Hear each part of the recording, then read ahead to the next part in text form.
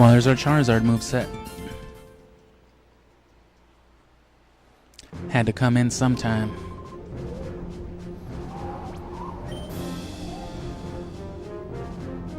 Now, well, I didn't have the stream schedule till like now anyway, so I figured I could get away with not yapping. Not much to yap about, though. This is it. Just got to get everybody up to level. The only ones who got maxed out EVs, or will have by the end of this, concentrated at least, were Vibrava, who's not even in the party right now, and Zapdos. I'm letting everybody else just catch some residual EVs right now, whatever they get from here. Which there's a good mix. Typhlosion should be like 3 special attack, for example, to go to our Yoshi right here. I don't know about for Alligator, I think that's attack, so that's good either way.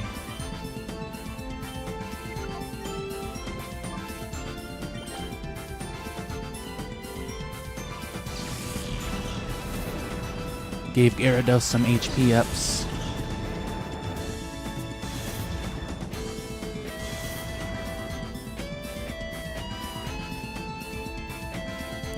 Which the plan really is just to fall back on Flygon and or Zapdos. If Flygon and Charizard can't do it, then Zapdos and everybody else comes in.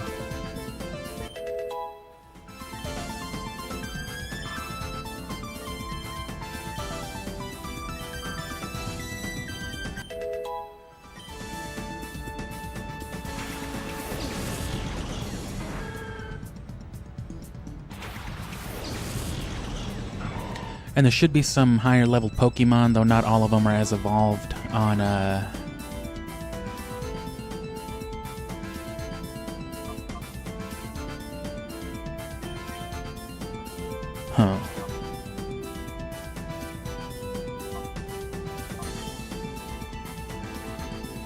They're not all as evolved, which means a little less XP for some of them, but it should be mostly the same. But we'll actually get money at the end of that one. At least enough to buy a couple more vitamins, which is good because that's like 20 EVs. That's like 2-3 battles worth concentrated to one Pokemon. And then after that, it'll just be one more time through here because it'll take about that long to get everybody up to level anyway.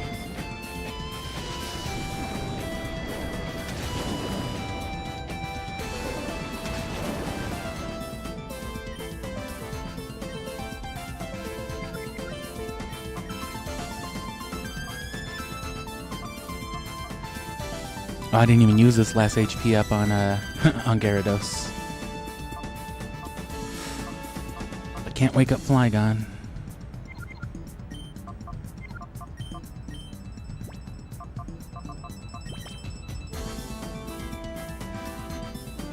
And we'll just replace Zapdos with Vibrava, because Zapdos, we're only going to get up to like 60. Because, you know, the 100 battle challenge scales, so there's no point in going up beyond that. And plus 60 is the minimum level for the Ore Coliseum. It also scales to your highest level Pokemon, but no lower than 60 is the difference.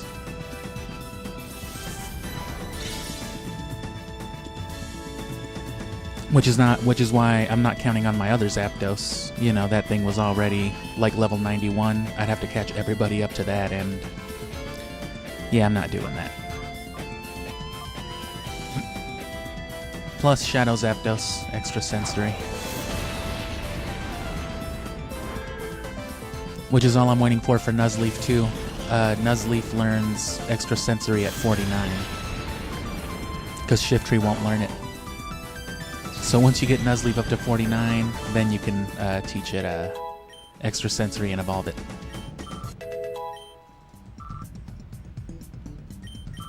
That being said,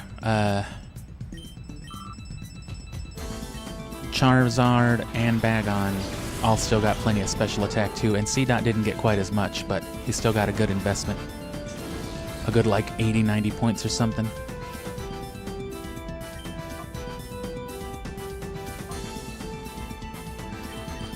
Which, you know, makes about the difference perfect IVs versus shit IVs do, so like, it's good. Plus, it was a very competitive shift tree to begin with. Same thing with the Flygon. It had the perfect special attack and defense and the perfect speed.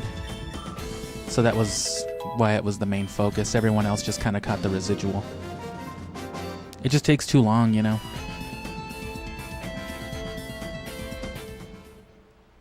But it'll be fine though. We don't need all that. The AI is not that hard. For the 100 battle challenge, it's really only like, there's some problematic ones I remember along the way, but you know, if I did it as a kid, there's no way I'm not going to do it now.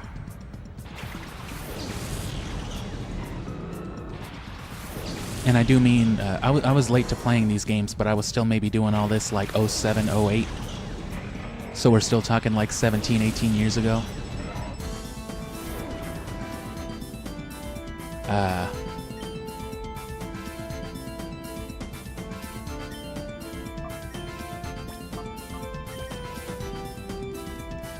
Oh, and these guys have a Macho Brace.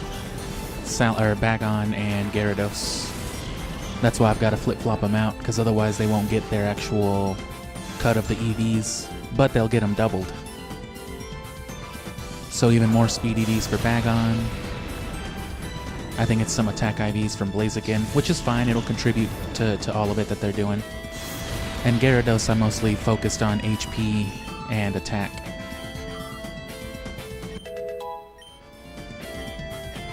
Because again, it's just type coverage more than anything. Whatever the solar beams, flamethrowers, earthquakes, outrages, and all that can't handle, Sunny Day boosted at that.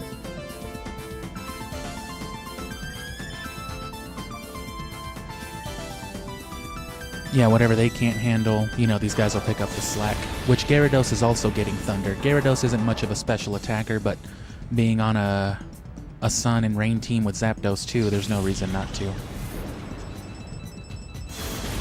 I'm debating on what item to give Gyarados, and I might actually go with something like the Mystic Water, just to boost that water coverage. Make the surfs more worthwhile.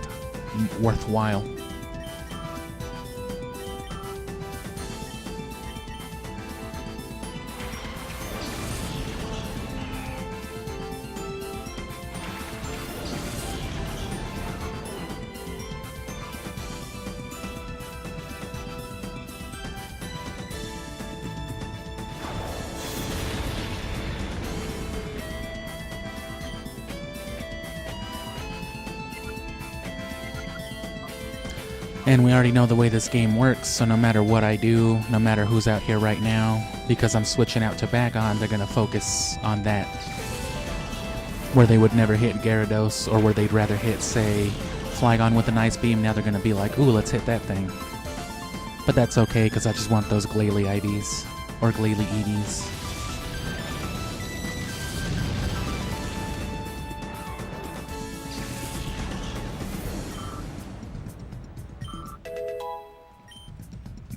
And there's Shell gone.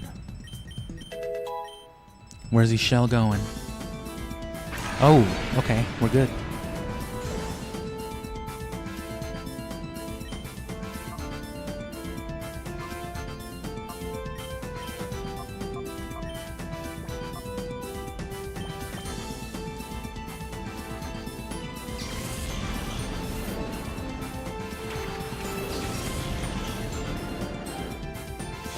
In Bagon, I didn't worry too much about the speed because I prioritized the shininess with Bagon over everything else. Because I was doing the RNG stuff, you know, so I said screw it, just went for it. All the more to highlight how easy this really is at its core. Kind of a shit tier Bagon, but oh well, more of a flex than anything. The shiny Salamence.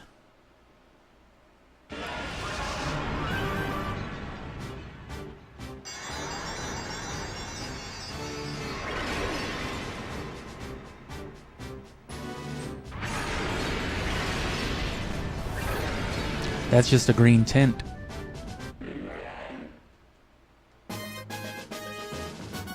They didn't even properly change its colors, they just slapped a filter on it. Oh, it wants to learn Protect on its own. Nice.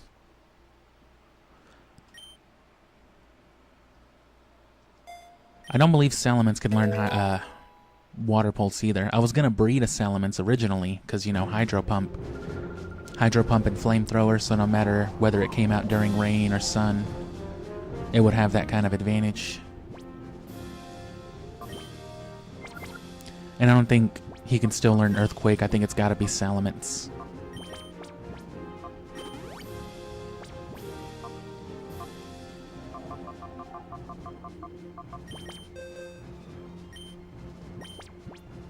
Yeah.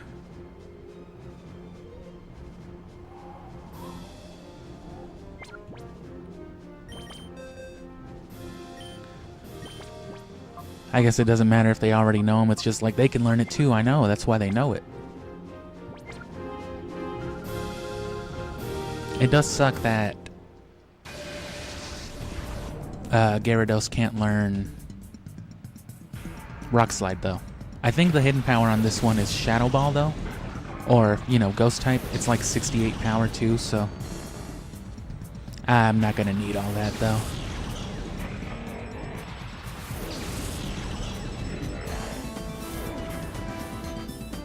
And with the Protect, we don't gotta switch to Gyarados until after. Let him catch up a little bit.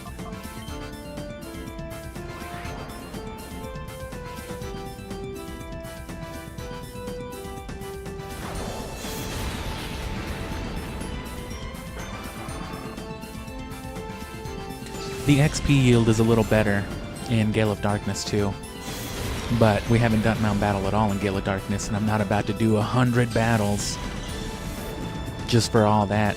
I was going to originally, when I thought I'd get to this point a lot faster. The plan was to do the 100 battle challenge on Gale of Darkness, level up all these guys the way I'm doing while ignoring evolutions, get all the way to the level 100 with all the, or to area 100 with all the boosts. And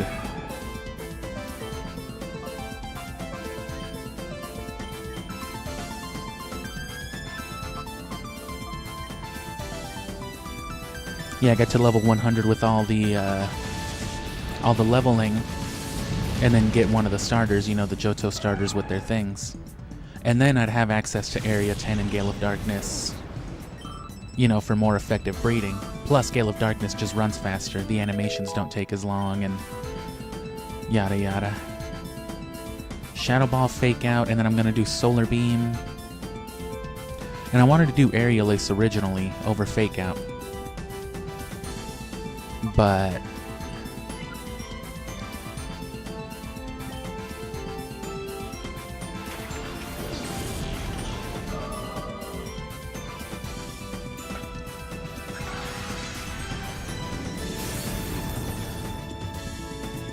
ah, sweet.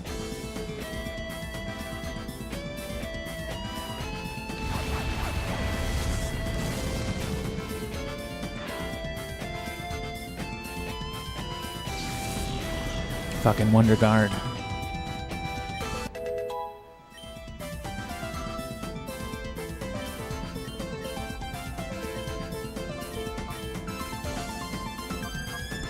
Get them both some special attack. So see, like Gardevoir's 3 special attack. So right now, both of these guys are going to get 6 special attack EVs from Gardevoir. So it's much faster, much bigger EV yields, you know, compared to what we've been getting. But of course the difference is, with Spinda, we were concentrating it all. But, you know, we're just filling in the gaps, like I said. And we're getting everybody to 260, caught up to Zapdos.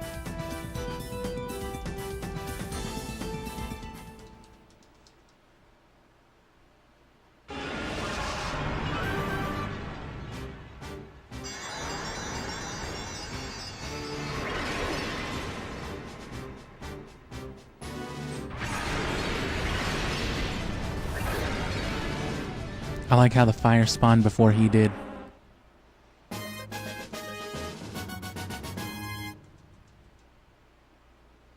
Wing attack. I've already got Aerial Ace. Oh yeah, I need Aerial Ace on Gyarados. Because, you know, Flying Stab. And I'm actually not going to worry about Aerial Ace on Salamence. Actually, yes, I will. Because I couldn't get the Hydro Pump, so... No, actually, I'm going to go for the Dragon Stab. I'm going to trade the Flying Stab for the Fire. Which, Earthquake is still more damage than Aerial Ace with Stab coming from a Salamence, so it's fine. Where are you going?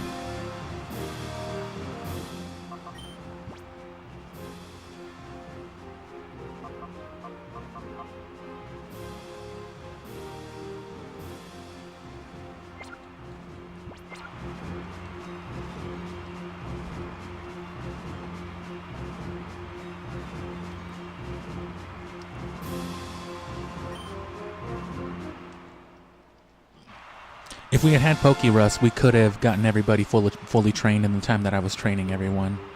Because the speed would have taken no time at all. We would have been getting, you know, 8 speed EVs per Golbat. Which, you know, the fact that you can farm Golbat if you have high-leveled enough Pokemon you're training is good. Especially if you've got a party full of speed.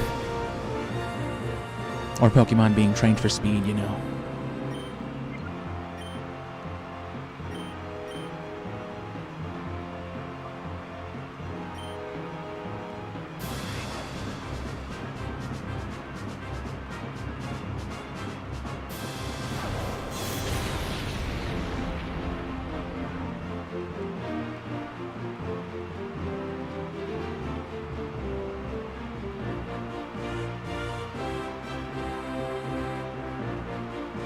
Huh. Told you.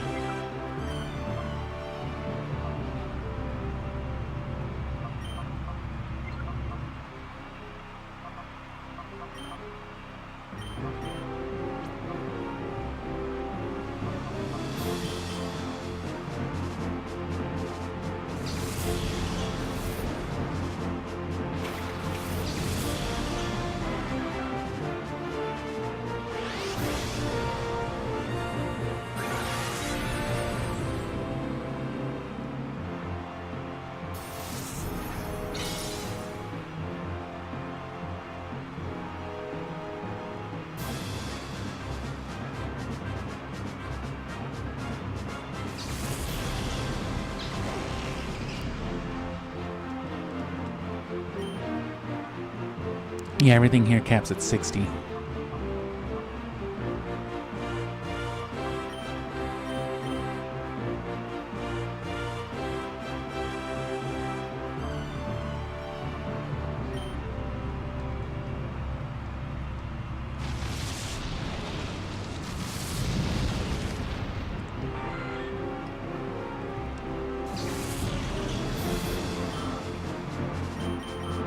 And then Flygon, I assume.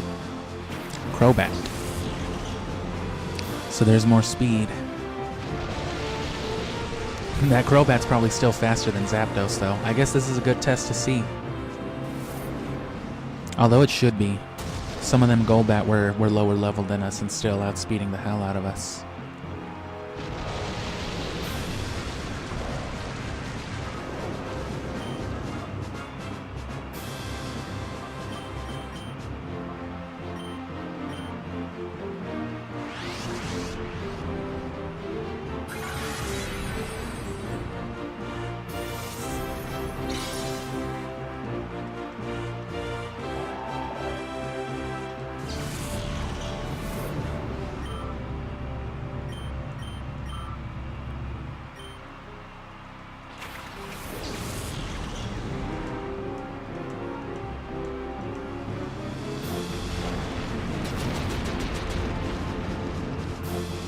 And yeah, I think it's clearly a very conscious thing to give everybody, you know, on this team, levitate, fly, ground.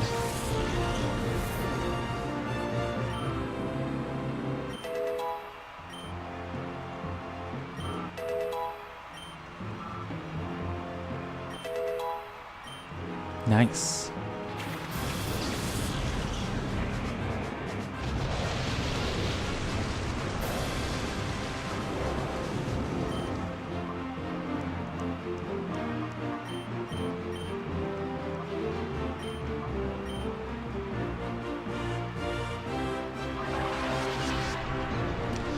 And yeah, Crobat can't eat a Thunder.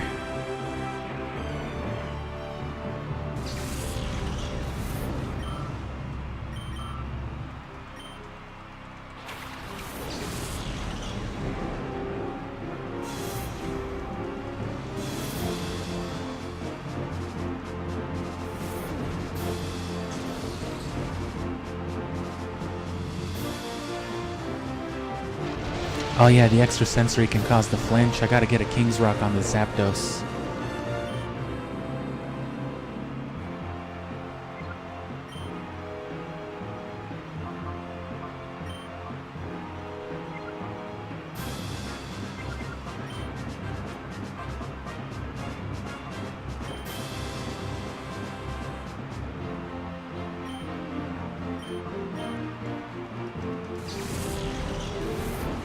Another benefit of Shadow Zapdos. I don't know if there's another way Zapdos and them can flinch.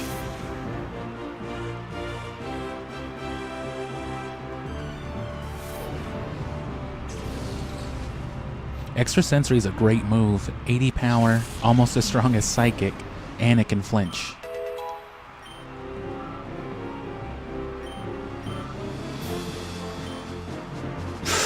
Are you gonna kill the other Gyarados? No, he killed Zapdos. Nice.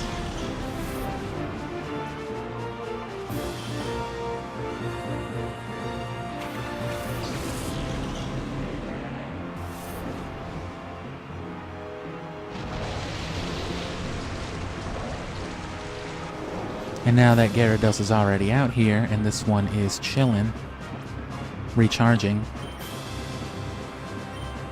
get Flygon back out and ready to kill. And of course, we got one of our Rock Slide tutors, the one from Fire Red. So we still have a Rock Slide tutor in Leaf Green. Although, of course, Gyarados or Shiftry couldn't learn it.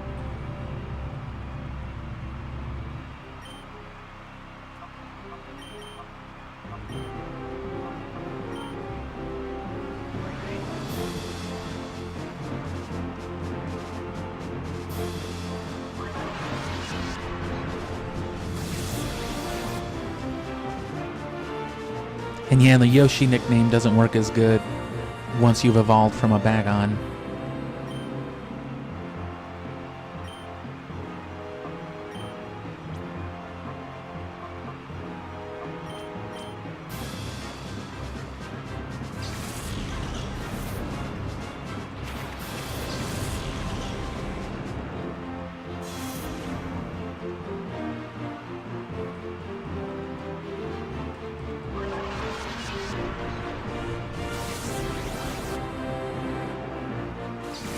I like how you can see that Dragon Breath spawning from just the middle of the screen. A lot of HP, some attack EVs. Stupid ass. Whatever he said. Somek, is that supposed to be like smoke? Yep, that's me. I smoke heavily.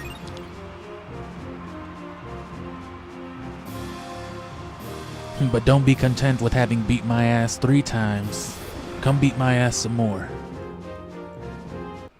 Gotta fight the whole ass Elite 9. But okay, so we got leftovers. We can get a King's Rock, so it's really just... Do I want the... I think I want the Choice Band.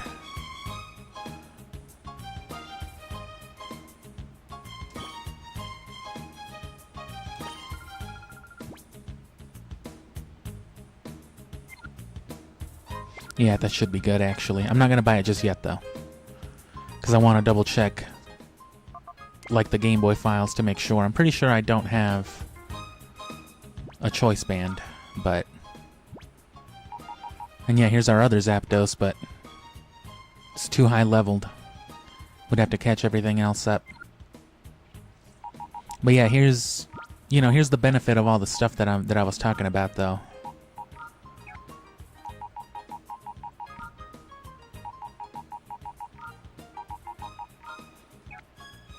Like this Zapdos alone, right? Being a Shadow Zapdos, it's already more valuable because of the purification moves.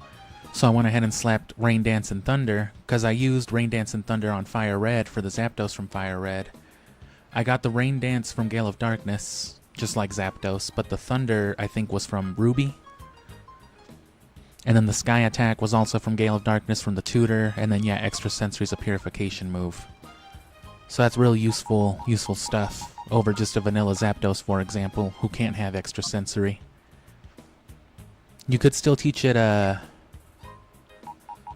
Sky Attack, though.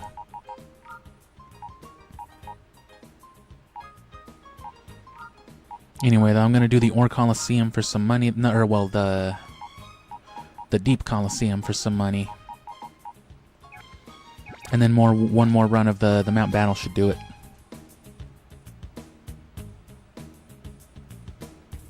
And yeah, no choice band. Well, definitely not in this game, because that's the only way to get it. And I'm pretty sure the only way to get it at all is with, like, battle points. So since I never did the Battle Tower or anything similar, should be good.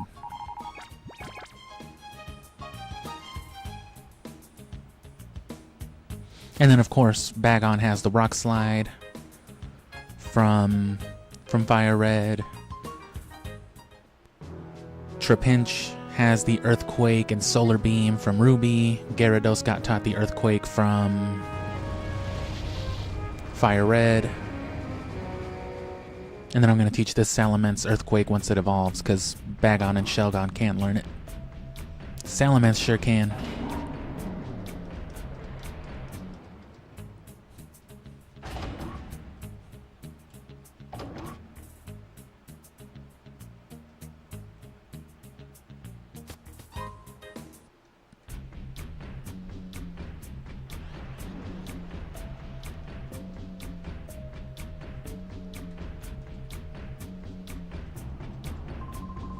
Bro, I'm like 4 feet away from you. Why are you talking to me? Is that so? Damn, shiny Bagon, huh? You RNG'd for it? What a fucking nerd. Cowboy Gillis.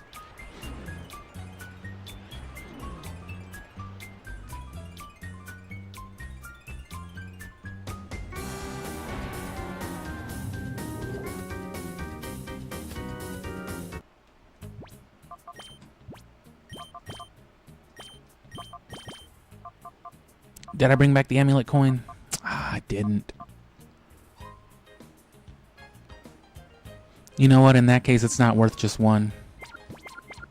That's fine.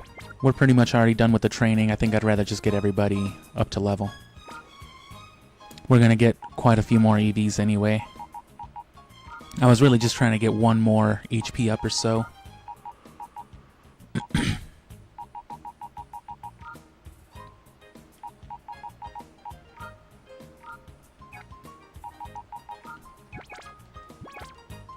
So instead,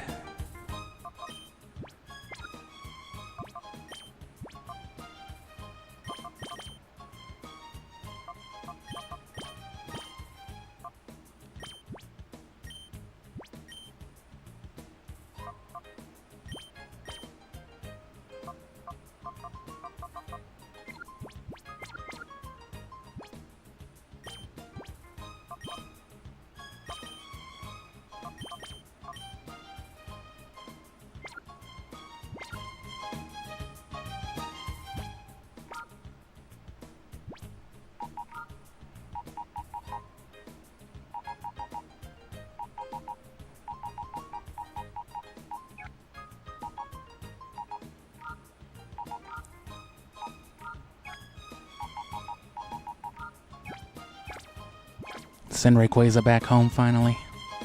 Okay, so I'm just going to go to Fennec and get my lucky egg then. And then we'll run the Mount Battle one more time.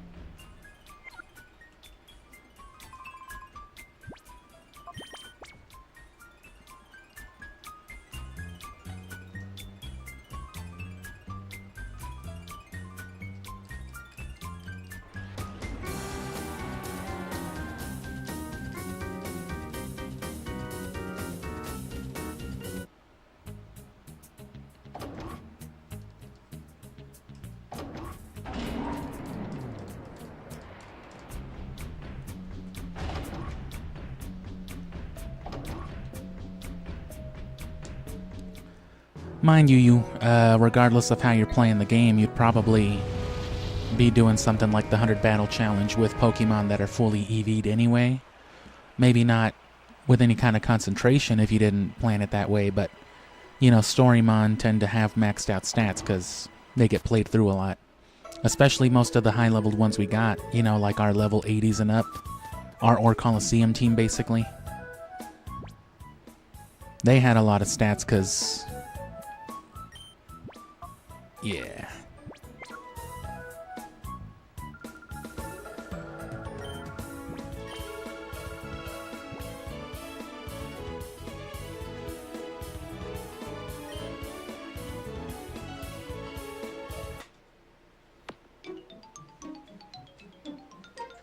Really quick, just get somebody with a lucky egg on them. Go grab me another one of these spicy tamarind drinks. And run this again. And then hopefully start the actual challenge and get like, you know, a dozen battles in or something like that. And then do the bulk of it tomorrow.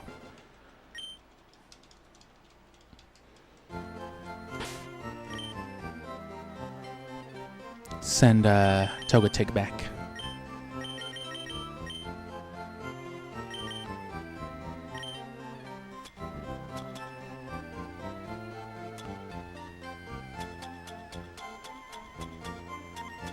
And then we've got eight whatchamacalls'em here. Where's my lucky egg?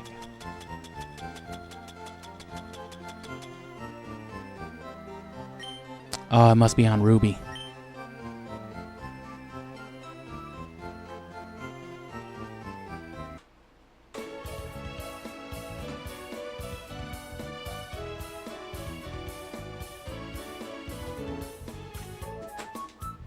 That's cool, I got the actual Game Boy right here. Pop Ruby in.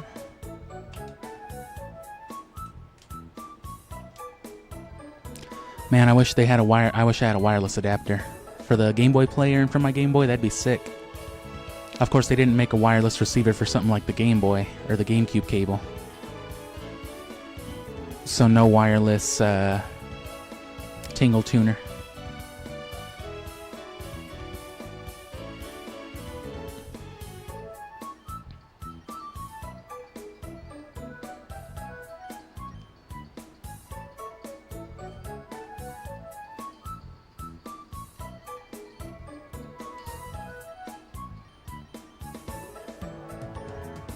Though personally, I did wish, actually,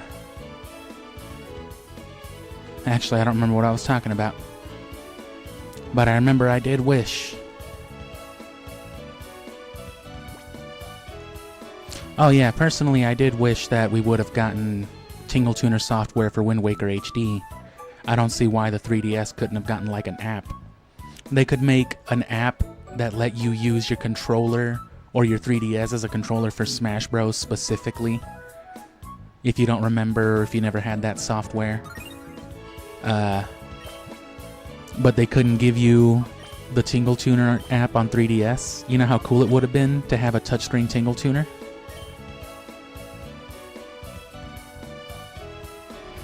Shit would have been awesome. They could have made a whole ass Tingle Tuner edition with it. Ho, bro. Your mama. Oh man, it's still so far till Ho-Oh. Horror.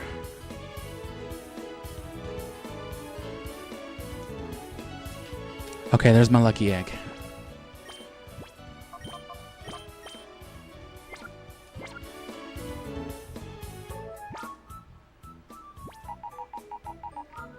Get our shiny shell gone. Shell going. And then we've got 7 rare candies here, and we've got 8 on Fire Red. So.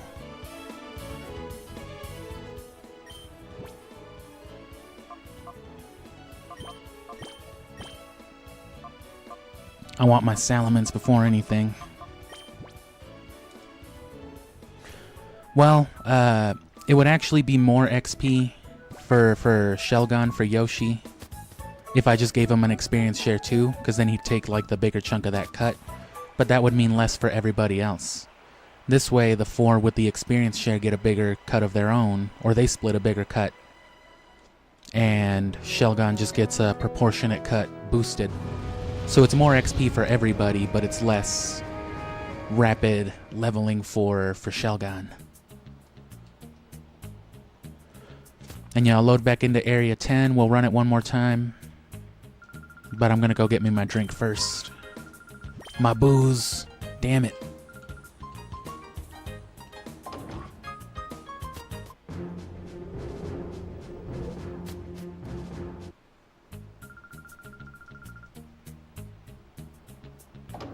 I don't believe Lorenzo's really from California.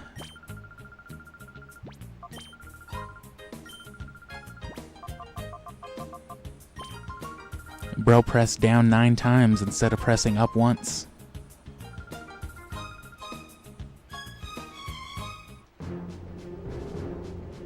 At least this dude's super easy, the first guy, and Golem gives a lot of XP.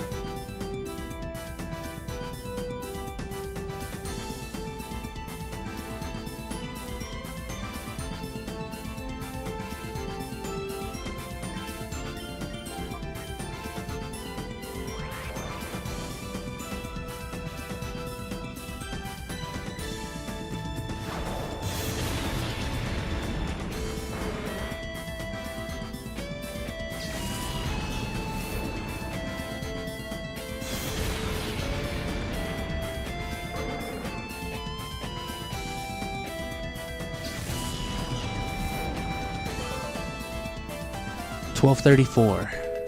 Yeah, that's good.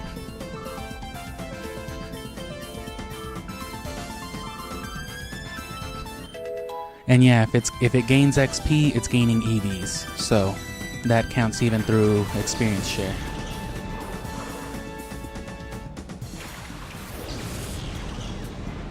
And if you don't know, or if you haven't heard me say it a few dozen times already, switch out to Vibrava. The way the XP share works, right, it cuts the total XP yield in half. So half of the total XP is being split by everyone with an experience share.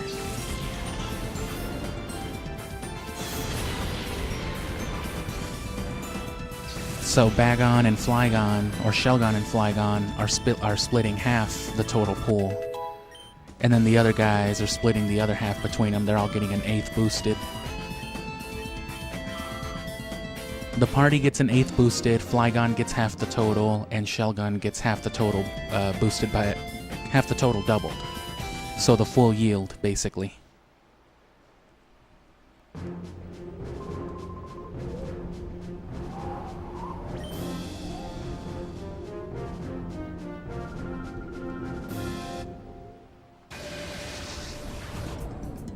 Which I know that's a whole lot of shit.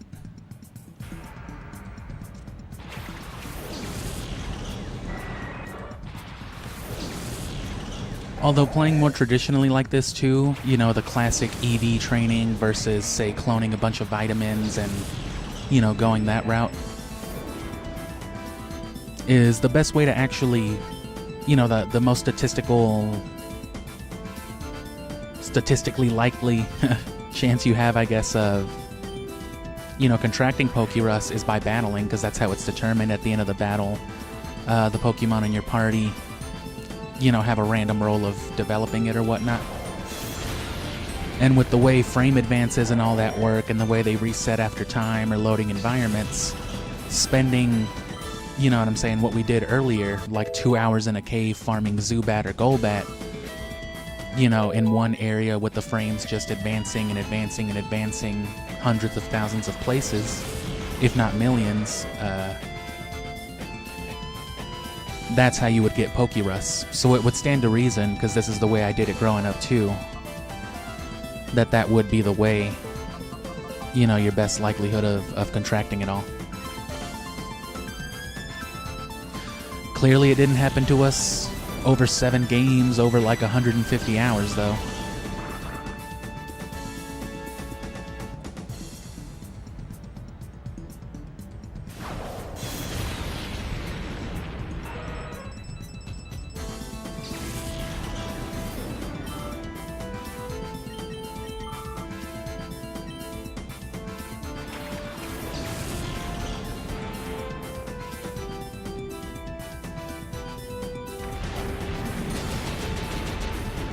Shit.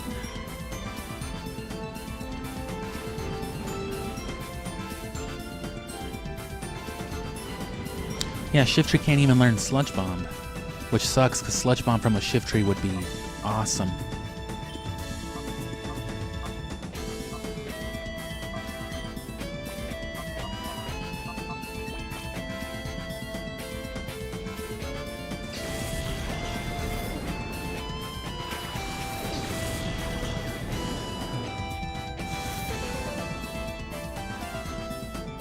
Oh.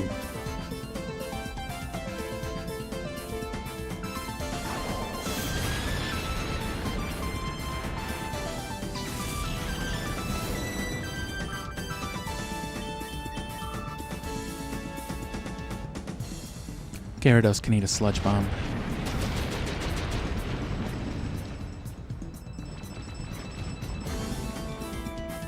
And of course we did hit Gyarados with like 5 HP ups. So he's got at least like a 15 attack or 15 HP boost, 15 points. Something like that at level 60.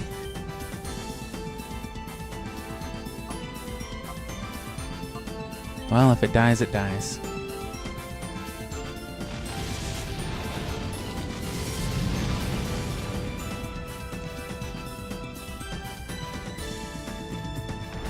And that Shiftry that I got, you know, the Shadow Shiftry from Gale of Darkness, especially as I've done more things with it, brought it to Coliseum and all that, I'm pretty sure that's like a shit tier Shiftry. It's gotta have like down in the dumps IVs, because it's consistently, like habitually really weak. So this one that we got instead is gonna be a huge step up by itself. And again, it's not the focal point. It's there to throw out fake outs more than anything, because priority flinch is great.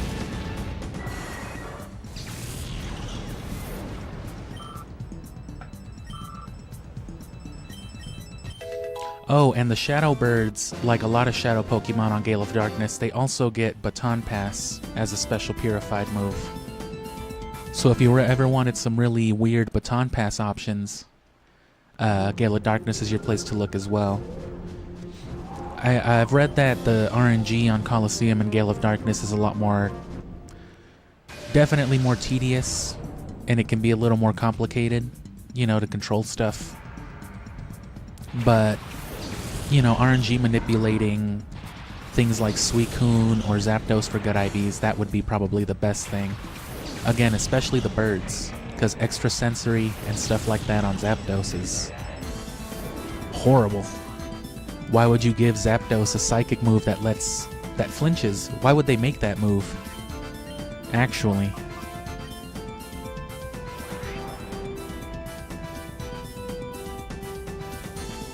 What shall I do with Ho-Oh? I'm gonna keep it in a box forever, just like the one that I had as a child.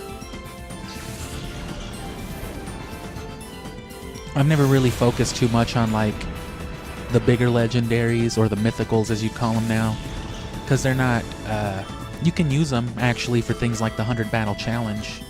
The only reason why I'm not going with like Rayquaza and Mewtwo and Groudon for this is because I also wanted a team that could be used for the Ore Coliseum and the Battle Frontier. which explicitly banned the use of such Pokemon, including Ho-Oh. Was that Gyarados? Yeah.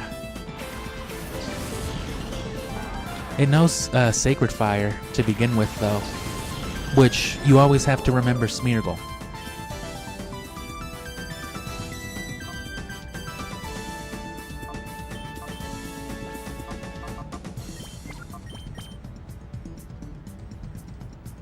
So while you may not be able to use Lugia or Ho-Oh themselves, having Shadow Lugia, which we haven't purified yet, but once you purify it, it knows its signature move Aeroblast, as well as Deoxys' signature move Psycho Boost, which it can only know as a Shadow move. Purification move, rather.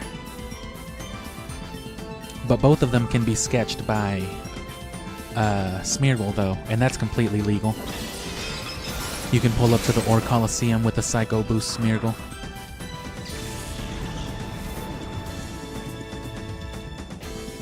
Nowadays, that's not as useful because I think ever since like Gen 6, they made it a point in-game to track like a Pokemon's game of origin. And while they let you use stuff like that, I think when it comes to like online play and the more competitive stuff, or like real life events, I think they banned the use of Pokemon that didn't originate in the current generation. So you can trade over or migrate a Pokemon that wouldn't exist otherwise, right? Something from like Gen 4 or 5, and then, but you would have to breed a new one, you know? You would need to breed something that would originate from that game. So while you could take over some of the Shadow Pokemon, you'd have to breed new ones if you wanted them for battles, because they don't originate in the newer generation themselves. Which is worth noting because that's how you would have something like Extrasensory on your birds. So they don't really exist as competitive options in later generations, even if you migrate them.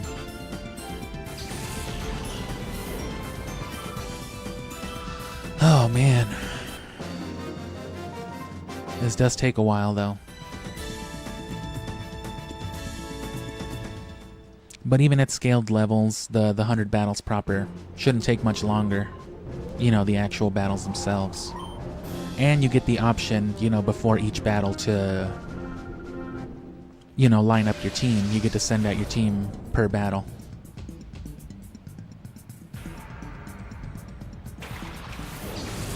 So it's never like a bad matchup. You never have to worry about opening like Flygon and Salamence every single time against like a Jinx and a Lapras or something.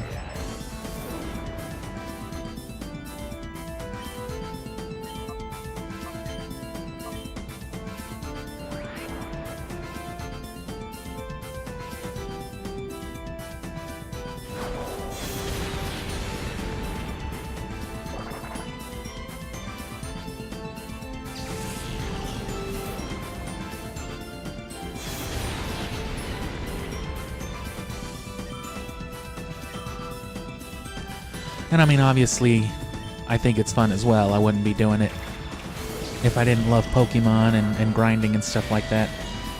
Which is why I love RPGs. I love hardcore RPGs. I love any game that involves hardcore grinding like that. It's why I liked Shin Megami. It's why I love Monster Hunter. It's why I enjoy playing, you know, the occasional Armored Core. Which, if you don't know about Armored Core, I mean, I've only ever played this latest installment that they got on the Series X, Fires of Rubicon. I think it's like 6 or whatever. I know it's like an old PlayStation series, so it goes way back, but you know, you're basically just building these big-ass robots part by part, and you build, you know, every major part. It's got the head, the torso, the arms, the legs, the jets and stuff like that. But then there's also chips and drives and engines and all this different shit, and everything has like, you know, the slightest tweak to your stats. So it's just one of those games.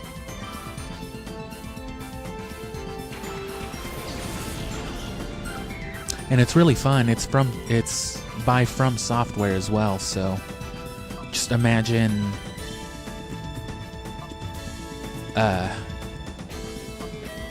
You know, Dark Souls. Imagine Elden Ring with giant robots.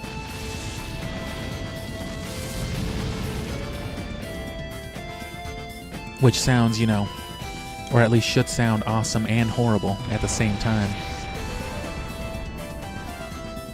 I'm glad that actually killed.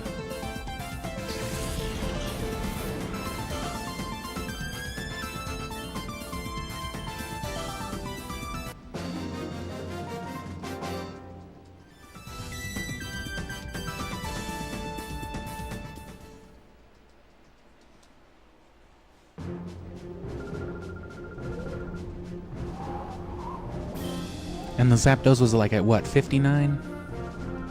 So we'll just get everyone up to there. The biggest concerns for leveling up will probably be Gyarados and Salamence, so they'll be the ones that I worry the most about.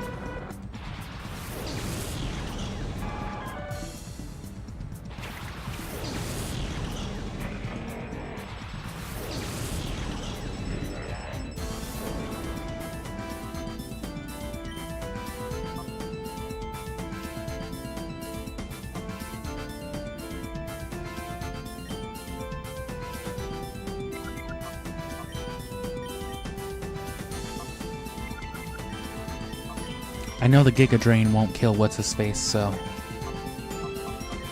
Sea King.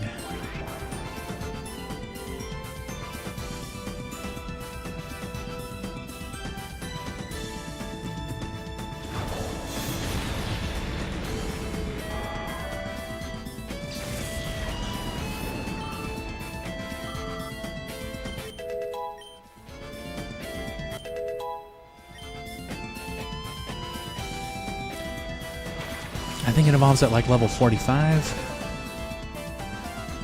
into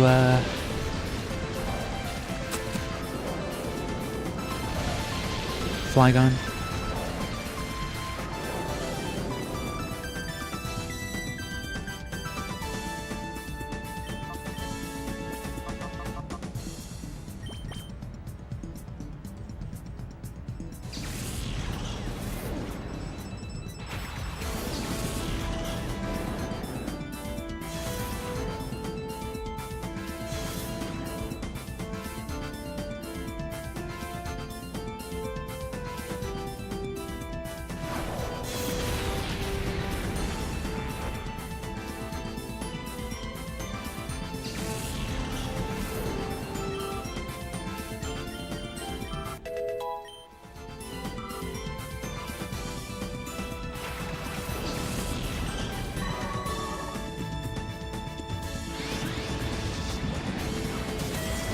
And yeah, the only Zoids I remember are the ones from like the series.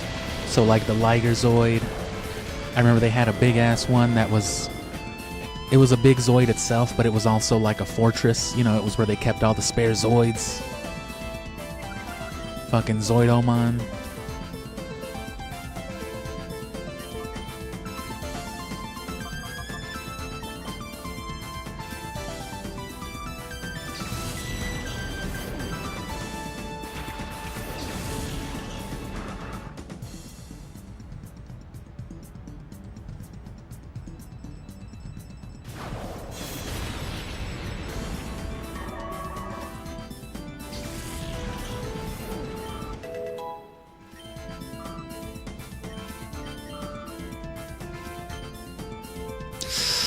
Yeah, there goes Vibrava.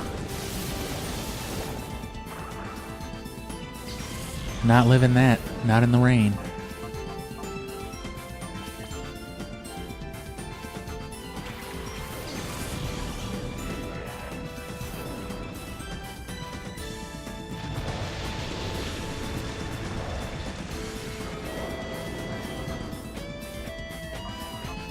I love how my stream just kind of takes a shit every time it has to pan through the raining.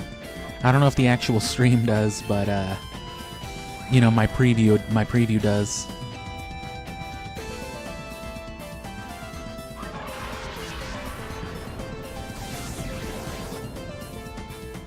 It still definitely looks kind of rough on the actual stream playback for sure.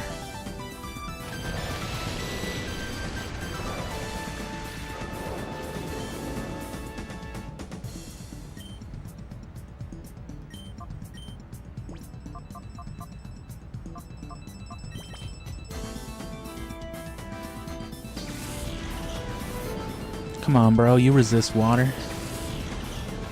You're a tree. Drink up.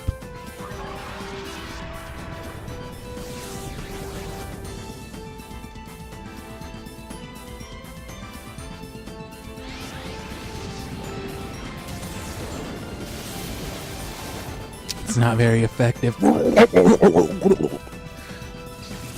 He fucking drowned, man. What are you talking about?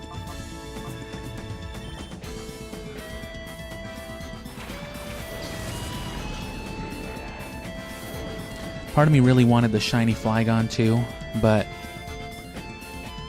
getting one with even like half decent IVs would have been just a horrible time. I'll take a more competitive grade Flygon for now.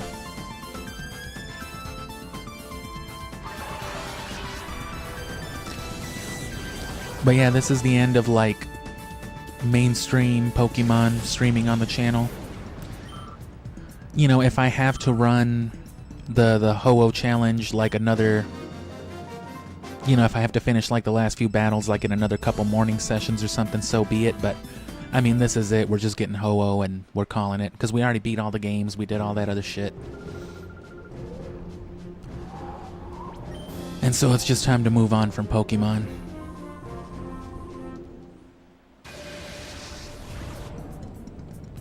So again, especially for anybody who jumped on during Pokemon, don't be surprised when things slow down a lot.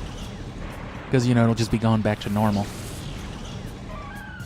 I still stream long sessions usually, but I don't make a point of trying to all the time, multiple times a week. I just needed all that time to get these streams done, but it's... You know, I've enjoyed playing the games, but it's been horrible doing it from like a creation standpoint, content creation. How many Levitate and Fly does this guy have?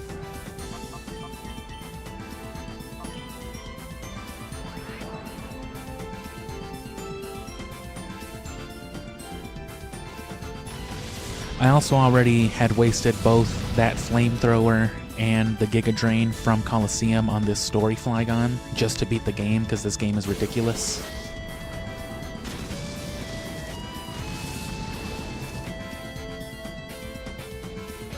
So that's why I didn't also teach it Dragon Claw. That Dragon Claw is going to go to this Flygon though. And this Shelgon got the Dragon Claw from Ruby, from its game. Which Salamence, and I'm sure Bagon and them too, would learn Dragon Claw on their own. But Salamence doesn't learn it till like level 70 something by level up, like almost level 80. And I think it might have been worth getting Bagon all the way up there, but we've got plenty of spare, you know what I mean, Earthquake. Not Earthquake, Dragon Claw, but we do have some spare Earthquake stills though. Earthquakes still.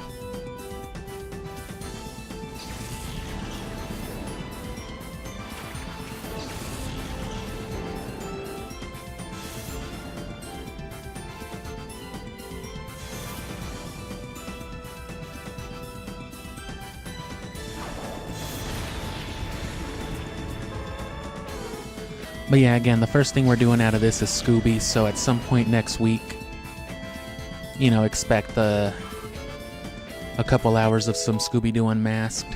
I don't know how long the game is, but if the last couple games, if Night of 100 Frights and Mystery Mayhem were any indication, you know, it's got at least a good 5-6 hours for us. Pretty standard for your average licensed title of that time. Most of those Cartoon Network games took me some 3 to 6 hours. Samurai Jack actually took me like 10 or 11. Samurai Jack was it's easily the most hardcore Cartoon Network experience on the GameCube.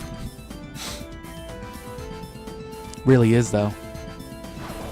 It was like baby Dark Souls.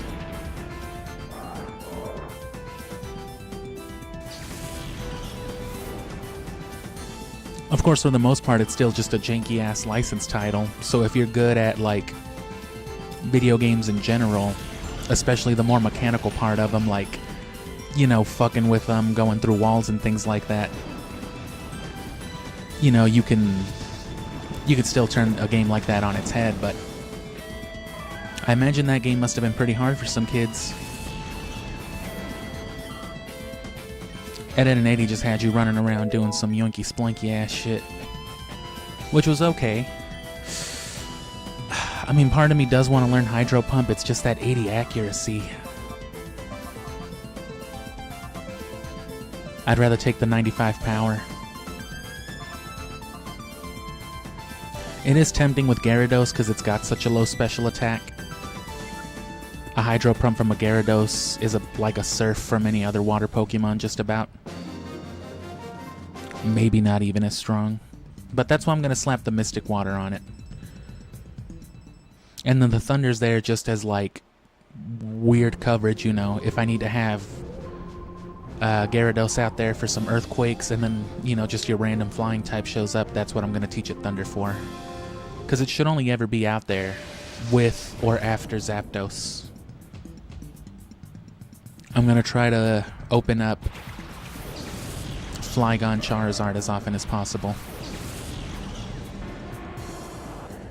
And then if I need to, switch to Shiftry for the fake outs, because they'll all be packing Solar Beam, Flygon and Shiftry both. And you know, Shiftry's got that chlorophyll.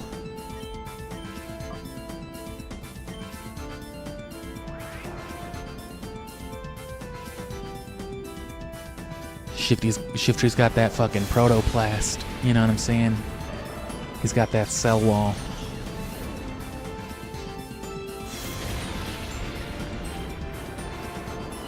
But again, more than anything, Shiftry's just a fake-out machine. It's just there to flinch. Like, nope, you're not gonna Ice Beam my Flygon.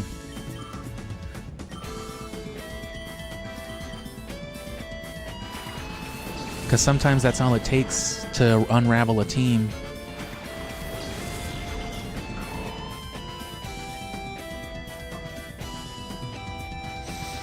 Fuck Meganium.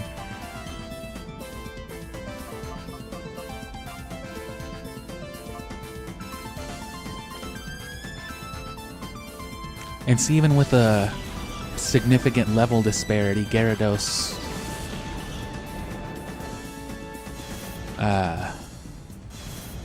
you know, it's pretty tanky. You know, kind of the point of him. Which is another reason why he's got that water flying type, you know, he's for something that hits that hard and has that significant health, you gotta be able to hit it hard with something.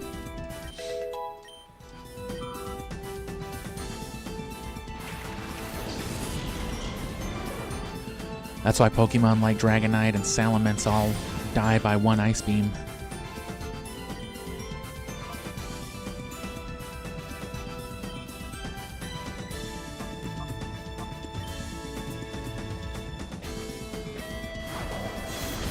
So Shelgon's not getting any of that Ampharos XP though, because he's got a Lucky Egg, not an Experience Share.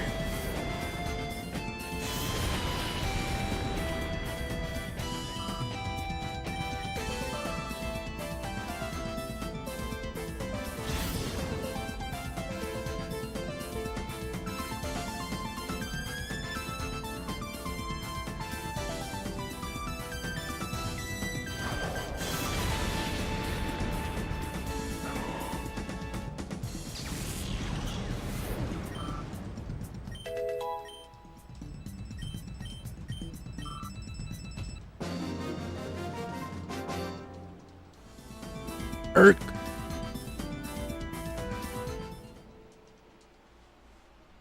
And yeah, I always thought Ampharos was a pretty cool Pokemon. I remember using Ampharos growing up in this game. But you know, I used like most of the early stuff they gave you, so I had Ursaring and Umbreon were my main guys. And then I remember having Ampharos, Walrein, and then I forget who else was part of that team. I think one of the Agrons from the Pokespots, and I'm pretty sure it was Crobat. Because I have distinct memories of having to level up my Golbat all the way to like 60 or 70 something to finally get it to evolve.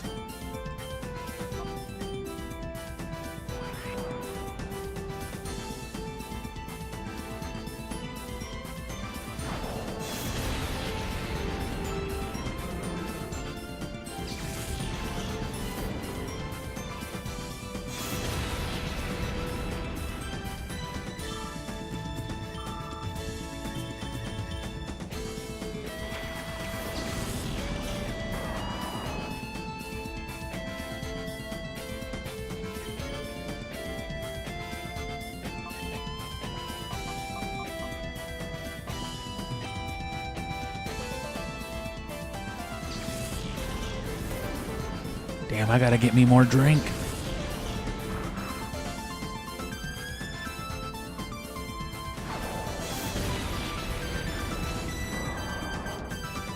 I'm drinking them Smirnoff tamarind things. I've been looking at them for a while. They look good because, you know, I'm Mexican, so I do love me some spicy candy. I love me anything with tamarind in it, basically.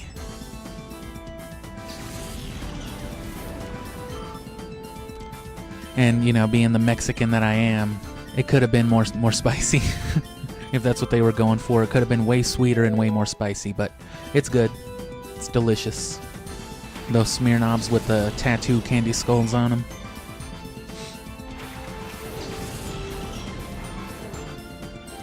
I also got some screwdrivers, though. I've been kind of on a kick with those, so... Because I already did the bulk of all this training earlier, and I'm wiped from this morning. My ass is whipped.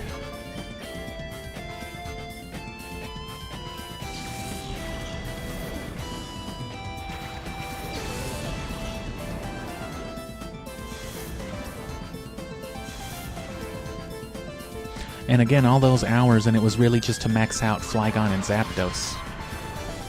Everybody else just caught some residuals. Gyarados caught almost nothing. That's why I slapped him with the HP ups and hit him with the Macho Brace.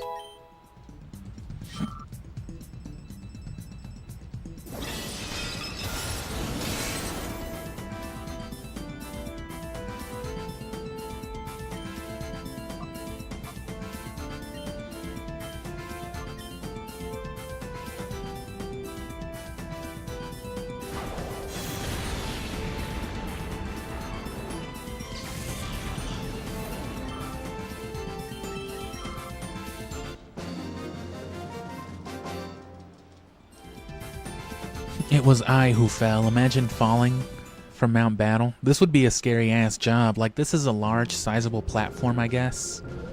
But, like, I'd be paranoid. I'd just be laying down, just terrified. Because, like, what if one of these things just stops working? The fans. Oh, Area 8's going down. All of Area 8?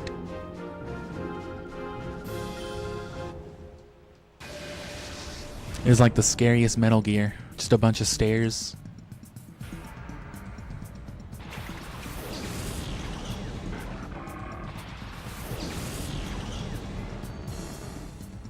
Alright, let me just hit the earthquake button and I'm gonna get my drink real quick.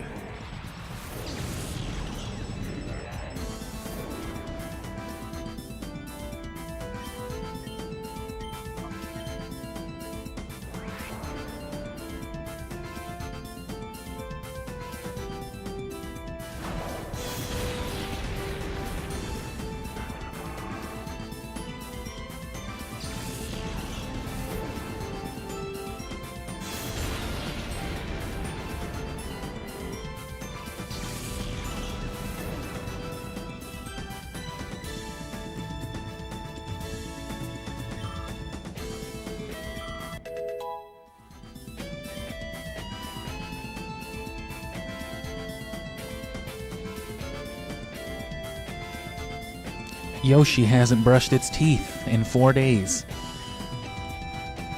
Sick.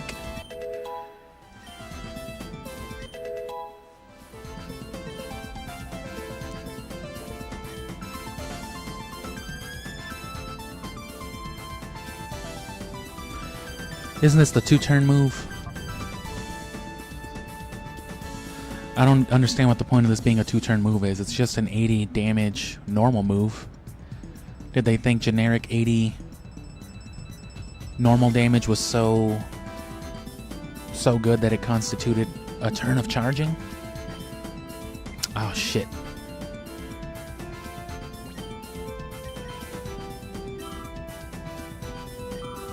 It's like how Fly is only 70 damage. Fly should be like 100 at least, 110.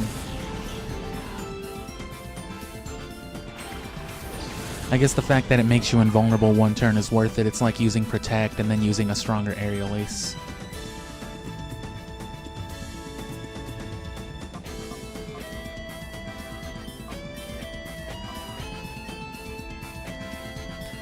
I wonder how Shedinja's XP is calculated too. I wonder if Shedinja just has like a special experience clause. Because it's based off HP, it's one of like the main factors, but you know, Shedinja only has 1 HP. No matter its level or investment. Because it has a special like stat clause too. That's why no matter what you do to Shedinja, even if you max out, you know, its HP, it's because its base stat is literally only 1, so there's nothing to like factor off of no matter what else you augment it with. But I don't know how that affects XP because, you know, you still get a lot. Well, a few hundred.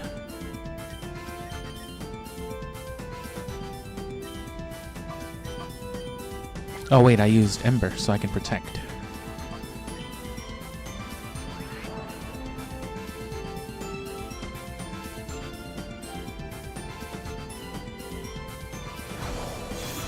The cool factor? What was I saying? Or what did you say?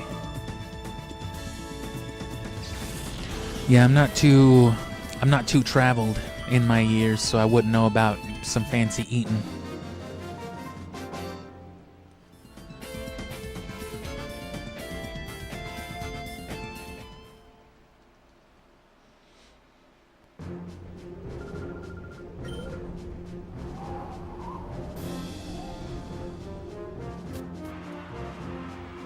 The most exotic food I guess I've ever eaten or places are like all the, you know, authentic Mexican places I've eaten in Mexico, but it doesn't feel as exotic when it's just like, you know, down the street from your grandma's house.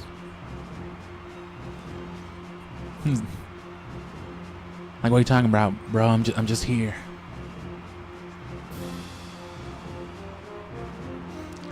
I could definitely kill like 12 sandwiches in the Grand Canyon, I'd imagine, though. Just up in like the Colorado mountains.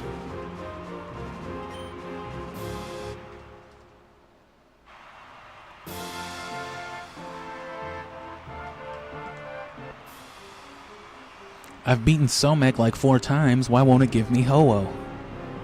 Just kidding, imagine.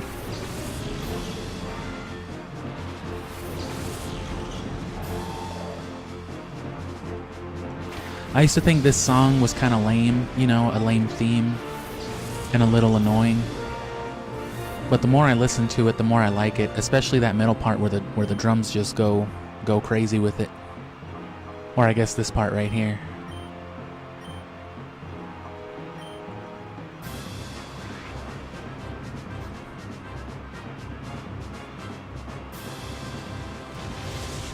It's pretty alright music, like I said. It's just...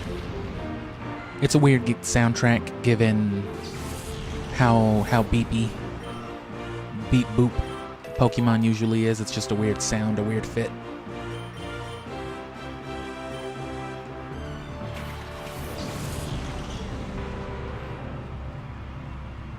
But anyway, all that said earlier with like, you know, the stuff I've been promoting before, moving on to other series and whatnot. The gameplay series, of course, will still continue because, you know, we're in the middle of it, which is usually how things work on the channel anyway. Right, I'll usually stream something, and then the next month when I'm streaming something else, that's when, you know, the stream from the month before is being abridged. It's just that when I came into Pokemon, the whole point was to jump into Pokemon hard, so I didn't follow up with the Zelda abridgments, which works out better anyway, because now I can put those off until November when I plan on playing Skyward Sword. So as soon as the Skyward Sword streams start, I can just drop the Wind Waker and Twilight Princess. And I shared around that one post for a while, and of like I think it was like 7 or 8 people who ended up actually engaging with it over those weeks, it was pretty clear that everybody wants, or at least prefers, the single form, the long form abridgments. People would rather have like a big 2 or 3 hour long upload versus multiple short ones, which personally I usually feel the same way just because of ads.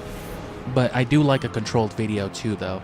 But that being said, that's mostly for like scripted pieces, not as much, you know, abridged commentary and gameplay.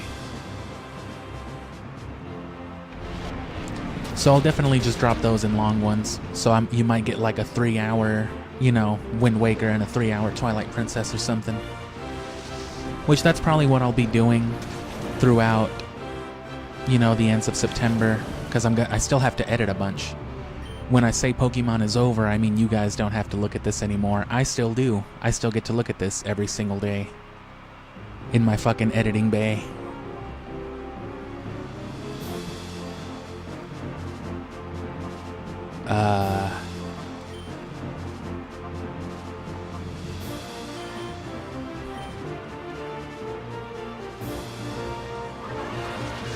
But you know, all the major editing's done and out of the way. It's just a matter of doing like voice work and all that, and then having to dig through all this footage to find the right ambience, the right B-roll.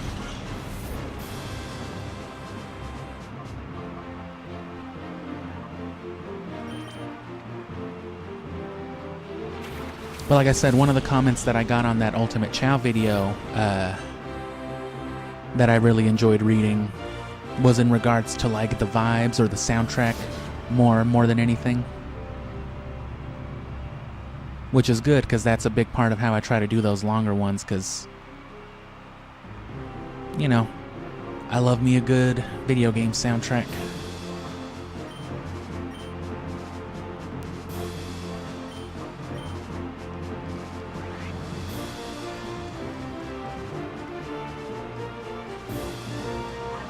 But when it comes time to actually publish that video and the guides, because it's all kind of gonna be one thing, you know. So I'm just gonna kind of detach the part of it that is the guided stuff and make explicit guides for it, because it's just good for the channel. You know, search terms. My Sonic guides, my Chao guides are still consistently my most searched and viewed videos since like the dawn of my channel. But that's because they're literally tutorials. That's just in their nature. They have searchability and rewatchability in that way.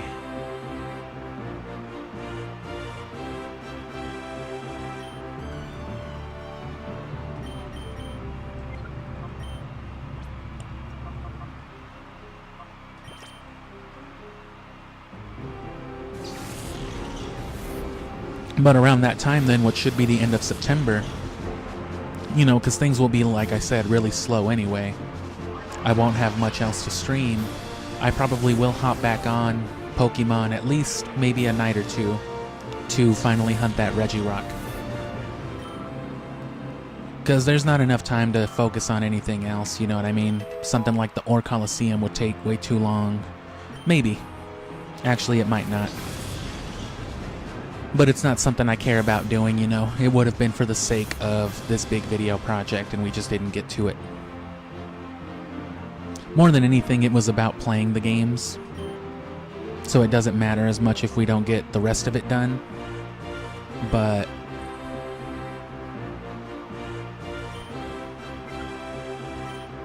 well, it's just gonna do neutral. And this is stab, so yeah, that's better.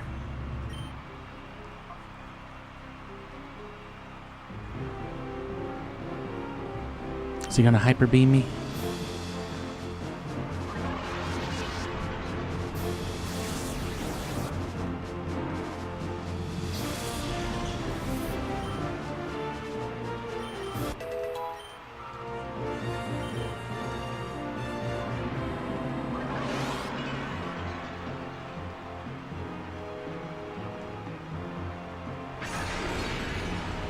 You call that dancing?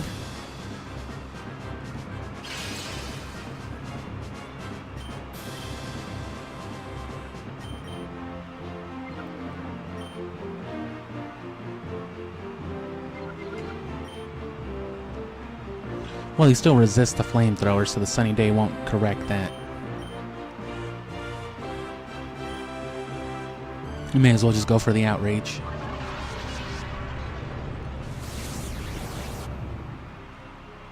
And yeah, things like leveling up a Dragonair to the point that it could learn outrage so we could teach it to, or pass it on to this Charizard.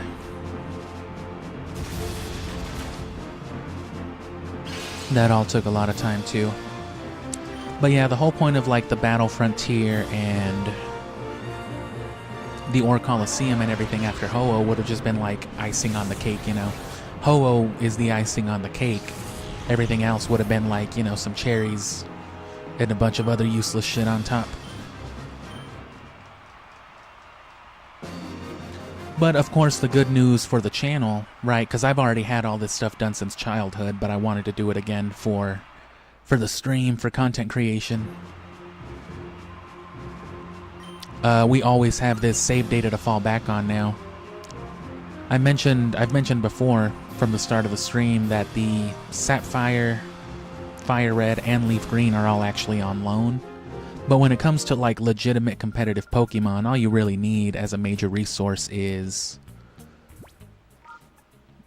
Gale of Darkness and Emerald. Those are like the main games you want to be doing stuff on. So we still got some levels. Probably better to just go for the Ore Coliseum at this point then. Get some money to buy. Because I still need Thunder for Gyarados. And I'm going to want another Flamethrower. Trying to think of what else I need. I don't think I need any more TMs that I don't already have. Because Zapdos is done. Flygon. We've got the Dragon Claw for Flygon here already. We've got the Earthquake for Salamence.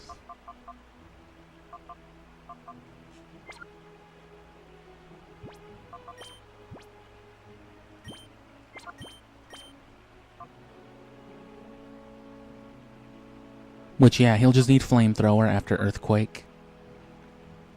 Charizard and Zapdos both have their movesets done.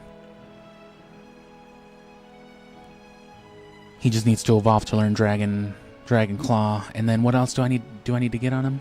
Oh, another Flamethrower. So 2 Flamethrowers I need. Salamence, Vibrava, or Flygon. I've got to get him to level 49 to learn Extra Sensory, and then I can evolve him. And then I need to get another Solar Beam.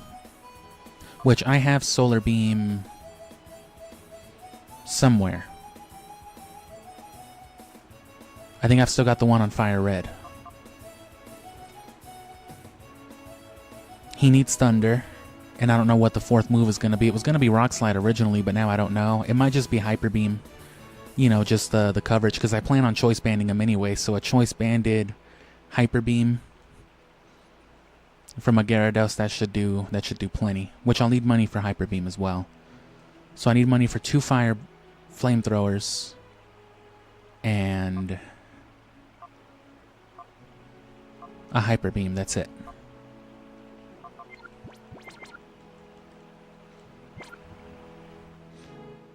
And then because the Under Coliseum still has level 60s, or like level 66,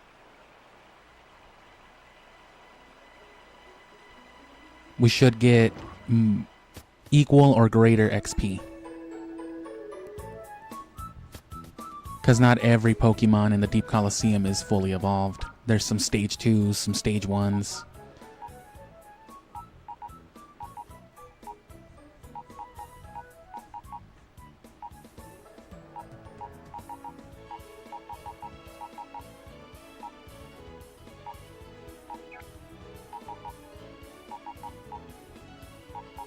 And then we've got all those rare candies, though, still. It should be easier to just kill everything with Earthquake in the Ore Coliseum, though. The Deep Coliseum, I mean. There's so many Coliseums in this game, bro. Oh, wait. Trade over my amulet coin now. Just for this last run. And I wanted to round off this hour being done with the leveling and hopefully starting at least the first 10 or so battles, but we might just have to spend more time leveling up. That's fine. We're here, we're there. There's nothing else to do but this.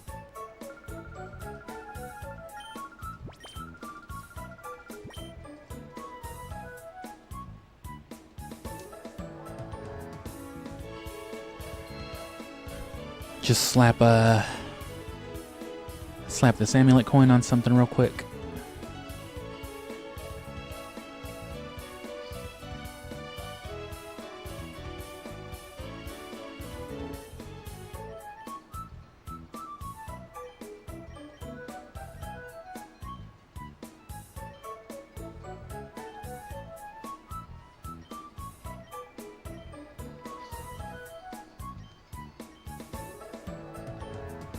Threw it on a Wurmple.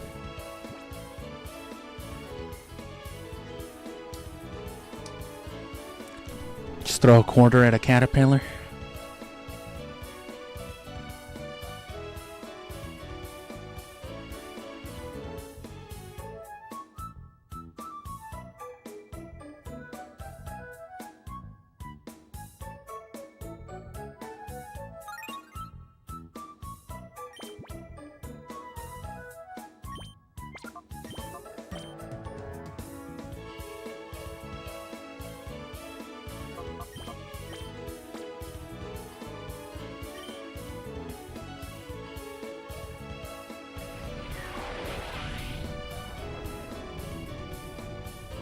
Quillfish is a good option for the stall as well.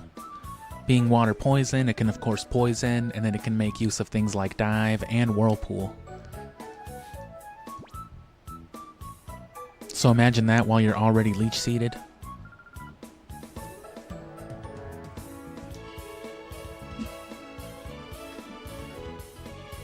Oh no, my Yart.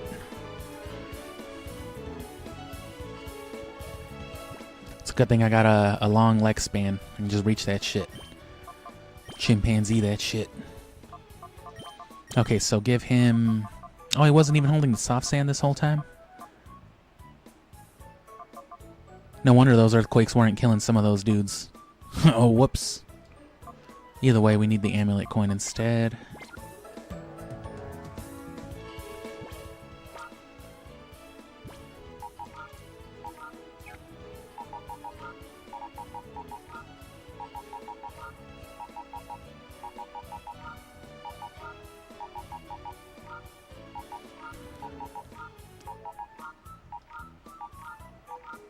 So these guys should have the lowest XP yields, despite, you know, how big and mean Gyarados can be. You know, the whole line has a lower XP yield. And a hatch rate. So Magikarp eggs hatch very fast, for example, if you wanted to ever, like, breed one for natures or something like that.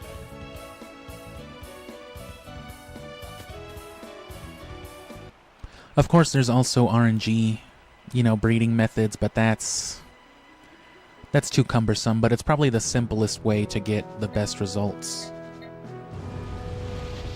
Trying to get something like a perfect shiny that isn't a legendary otherwise would be just as hard, you know. Because being a legendary doesn't actually affect any of that. You know, legendaries by way of being legendaries make their shinies and things like that more rare, just because they are more rare. But in a controlled environment, like if you're RNG hunting a shiny, it's working off the exact same tables. So if you have like a shiny frame for a Pokemon that you caught, that exact same frame will work for like a shiny legendary.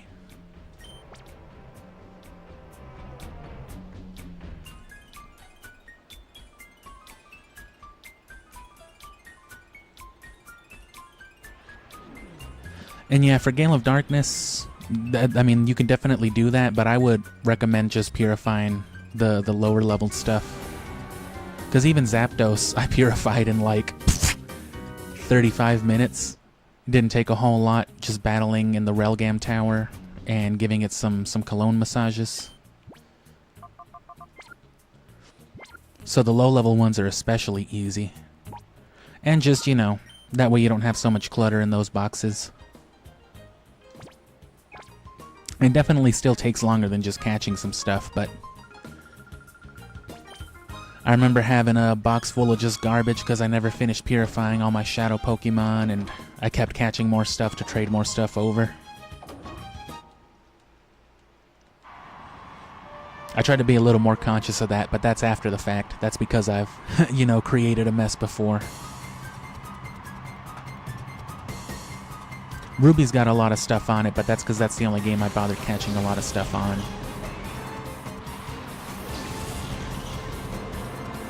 Well, and Fire Red for the XP share.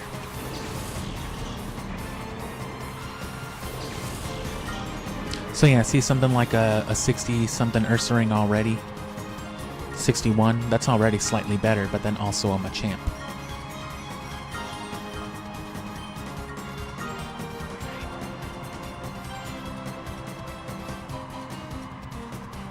Although those Pokemon can be shiny, unlike the rest of the Pokemon in Gale of Darkness that are shiny locked. Get you a shiny Zubat, shiny Aaron. It actually only has one A, so it's just Aaron.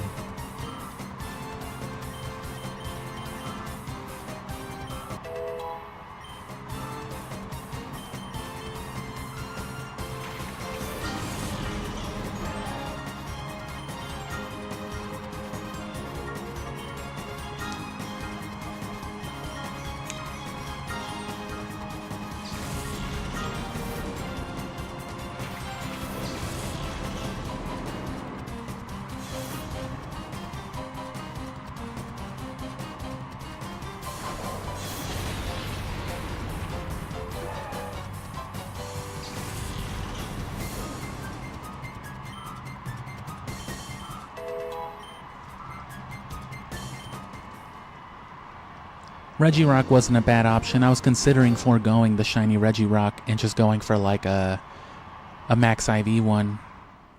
Or at least a good IV spread, but that would have been another Pokemon to focus on. It would have been good coverage for the Earthquake and Rock Slide as well, especially with the Rock Stab, but it also learns Thunder. And I think Solar Beam. I wouldn't be surprised at least if it could also tack it on there. So it could have been a good well-rounder.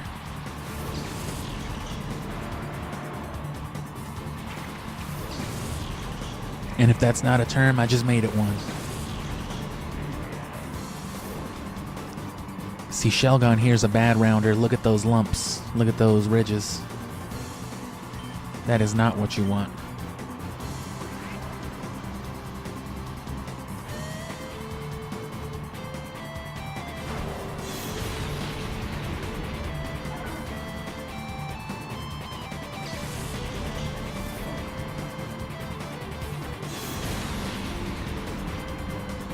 Old What's-His-Face at the end of Gale of Darkness might not even be a bad rematch in and of himself if it weren't for the fact that he's the final boss and, you know, you gotta skip the credits or sit through them, because I don't think you can skip them. It might save, I don't know if it saves before or after too. If it saves after, you're kind of fucked, and I think it does. So for that reason, because you can't just reset and then go back and do all that, it makes it too tedious to be like consistently good.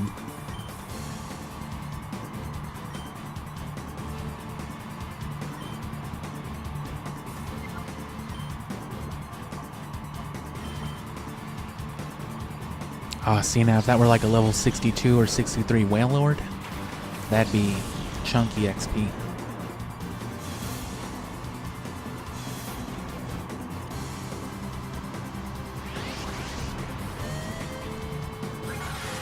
And the Intimidate's already good, especially for like the rock counter. But in a double battle, it just makes it excessively good.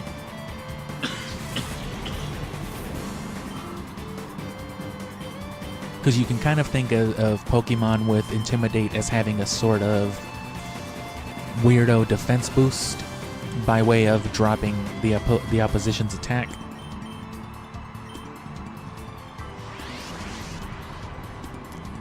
But in a double battle, for the other Pokemon, it's just like, great. It's just the attack drop.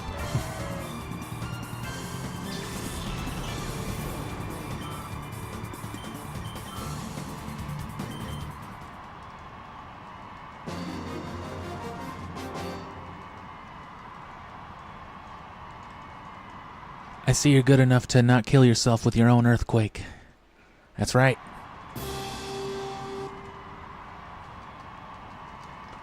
And you know what? Screw going back to Mount Battle after this. I'm just going to run this twice. Running this twice has got to be faster than running Area 10 once. Actually, it is, because without the walking, without anything else in between, even if the XP is a little bit lower, we're also getting money, which can help us cover, you know, top off some of these EVs anyway. Little miscellaneous HP here. Little stray speed there. And as you might have noticed, there was a lot more frequent use of Pokemon with either the flying type or levitate and stuff like that, because they knew you'd be going up there just trying to earthquake everything. Which is why Rock Slide and Surf are also both very great options. Nothing like hitting an earthquake Rock Slide on the enemy team in Gen 3, are you kidding?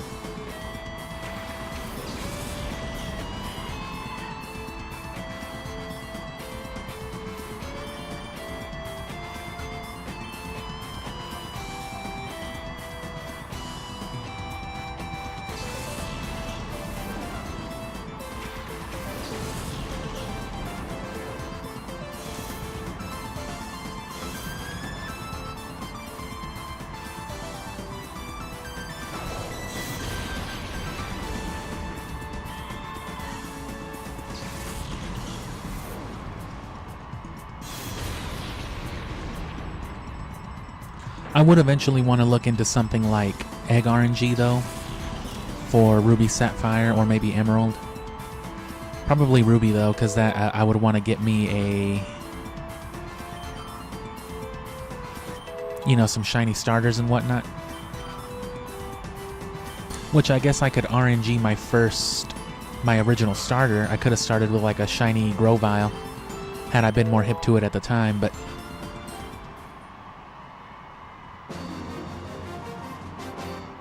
which that's another way to look at it as well. You know, going back to like full optimization, you really want to make the most out of something like this. I guess don't waste your time playing anything other than Gale of Darkness and Emerald, but play Gale of Darkness first, get your lucky egg, or not even that. I guess, yeah, Gale of Darkness first, because I guess you can't trade between the two until the two are beaten. So starting at 0 means they'll each have to do their own. So either way, start with one or the other, whether you want like an RNG'd Trico, or I guess if you're willing to RNG Gale of Darkness itself. Oh good, it was Venus too. Venus got that Blissey. And thankfully Earthquake is physical damage, because you don't want to be trying to hit Blissey with no special.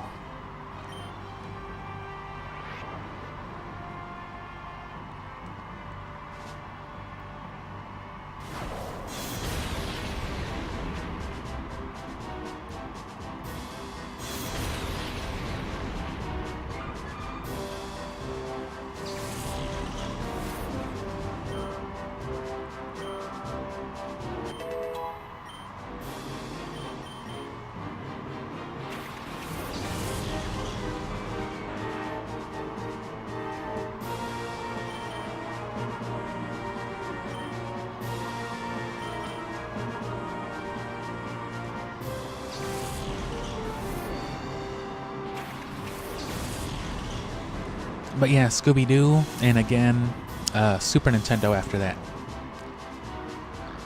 But, like I said, we're not really dedicating any time to any of those games, really. At least not at that time. It's just looking at it's less about the Super Nintendo games and more just the mini console itself, the Super Nintendo Mini. That's really what the streams are going to be about. But more than anything, you know, I'm going to be obviously rambling and talking some educated shit about it, but it's just going to be an excuse to listen to some cool-ass Super Nintendo music.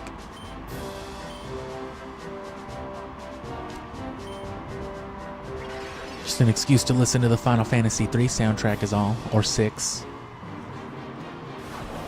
Little Earthbound, little Donkey Kong Country. F-Zero's got some good music. At least the stuff they put in Smash Bros. Is. You know, not including the remixes, of course, because Smash Bros. Has some remixes.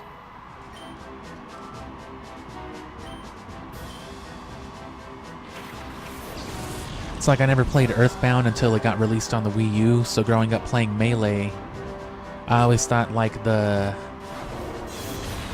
you know, the Annette theme especially, I guess One-Ette would makes more sense, right? Because One-Ette, Tucson, Threed, and Fourside.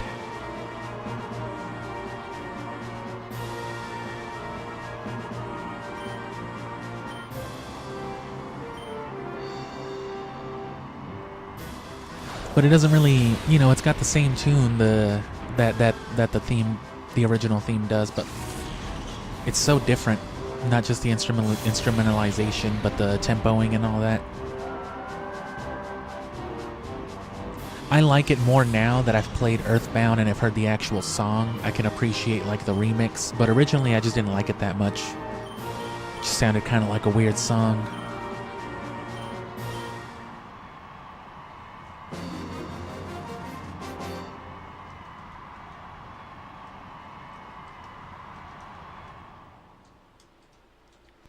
Same thing with the Fourside song, but I always like that one a little bit better.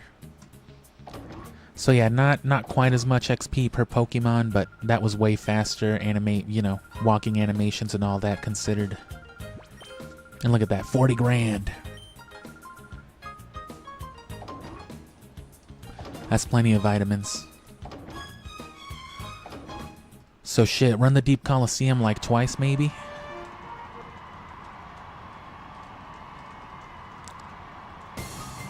Oh yeah, running the Deep Coliseum like twice can get you some levels and then maybe even some vitamins.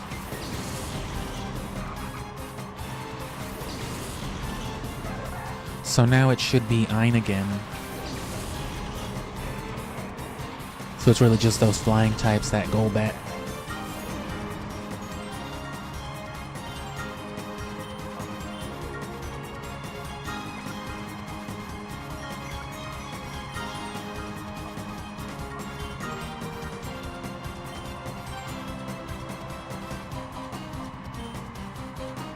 Oh, I was so sure Nuzleaf was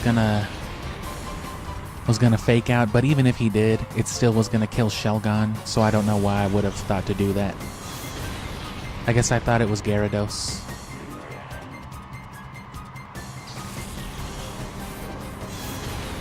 Oh no, well yeah, that's what I'm saying. I was pretty sure it was gonna fake out Flygon, but it might have not, just to let me kill my own Pokemon, which is, I guess, okay.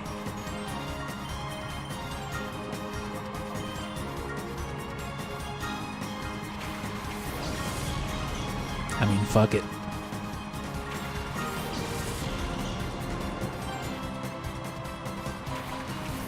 So yeah, my plan was to around now, hopefully, start and then run it for like another hour, get as far as I could. Because, you know, I streamed like 6 hours earlier, and you know, it wasn't the most intensive stuff. I was kind of, you know, distracting myself on and off, but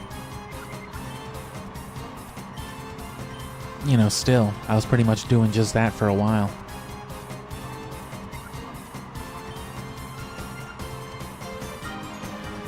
They shouldn't be able to kill me.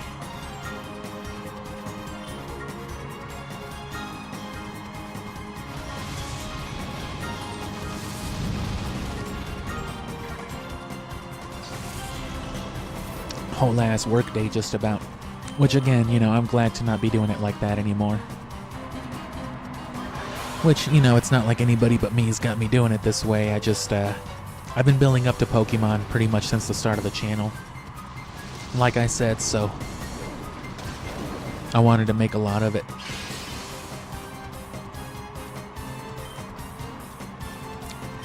Like I mentioned, you know, earlier in the summer when this all started, it would have been nice to have some of those Wind Waker crowds during all this. And yep, there's that chlorophyll. That's what I plan on my shift tree doing.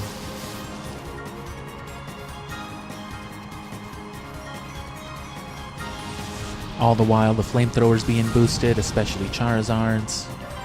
The dragon count coverage from all the Dragon Claws and Charizard's Outrage.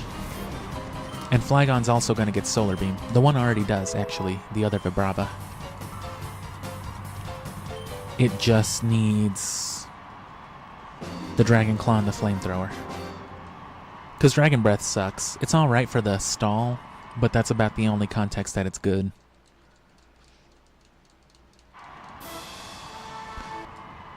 You know, and that's just if you're running like a background parafusion type of thing. Residual effects and whatnot.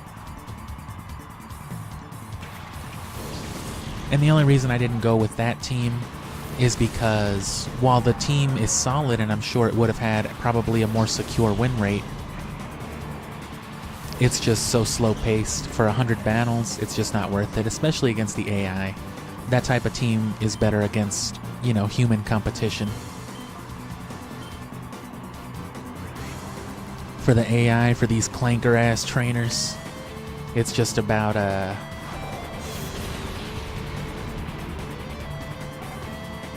you know, running them over.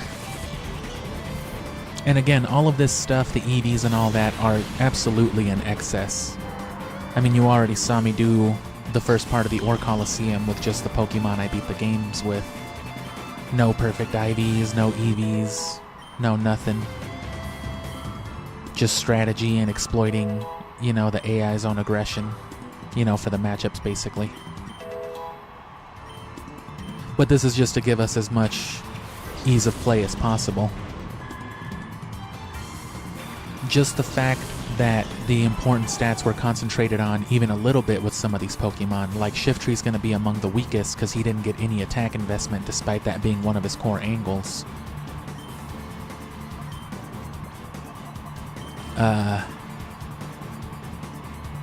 It doesn't matter. It got enough concentrated special attack that it's still stronger. It's stronger naturally because of the IVs than our story Shifttree, our shadow one. And even just the little concentration it got is much better.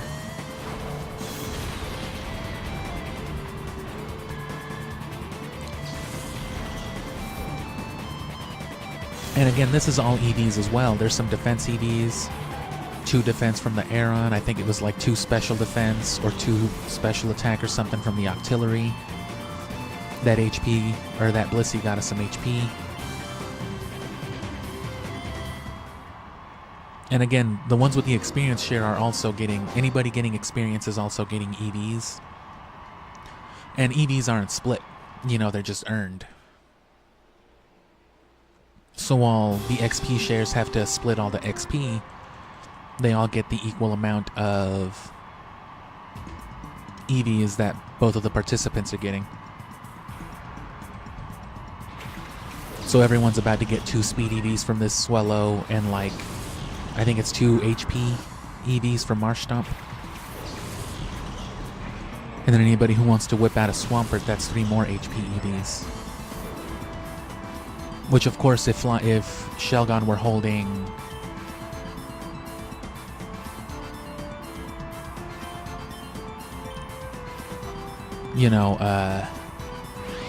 the Macho Brace still, it would be getting double in all of that, but it already got a lot of concentrated special attack. And then I threw like 60 EVs worth of protein at it, which covered a good chunk. That's like maybe like a 10 or 12 point difference at the level we're getting it to as a Salamence.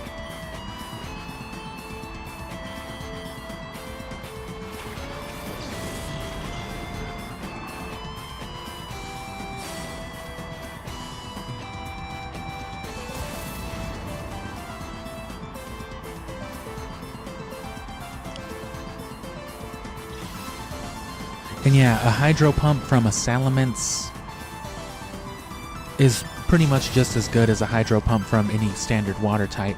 It's definitely better than a hydro pump from something like Gyarados with its pathetic special attack in this generation.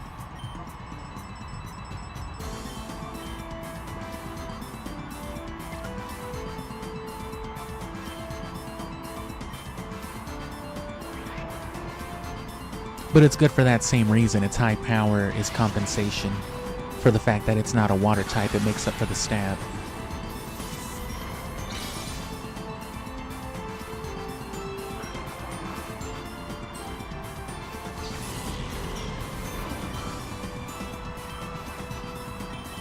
Which, you know, Dragon Claw is the strongest dragon type move it can learn. Which with stab it could equate to about 150. Or I mean about 120. So that's about Hydro Pump's power.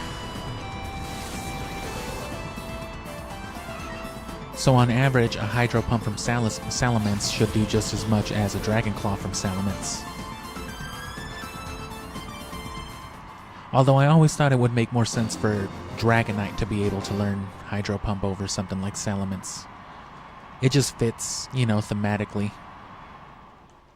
Dragonite looks like the kind of Pokemon that would just be... Oh, I thought he had a pompadour for some reason. That's just the metal behind his head.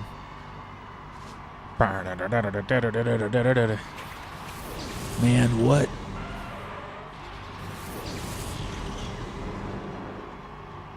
Fucking Midway Arcade.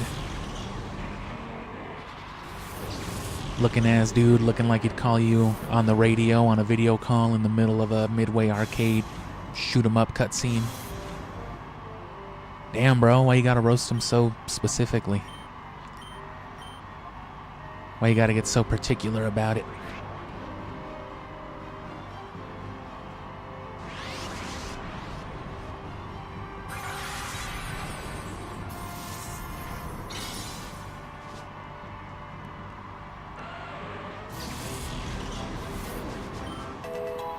But yeah, if you wanted to RNG manipulate yourself, something like a perfect Jolteon from the very beginning of Gale of Darkness, play through that first, get your lucky egg, and then go RNG some other bullshit targets like a perfect Bagon or something for your perfect Salamence, perfect Metagross. Just run those through and get everybody up to 100. Or just settle on some level, something not too high to catch up to, level 70 and whatnot.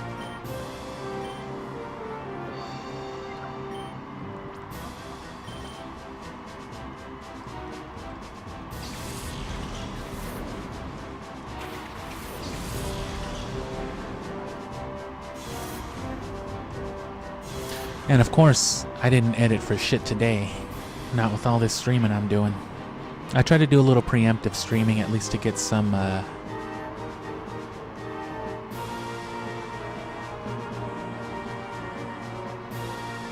you know, some shorts queued up. That's about it.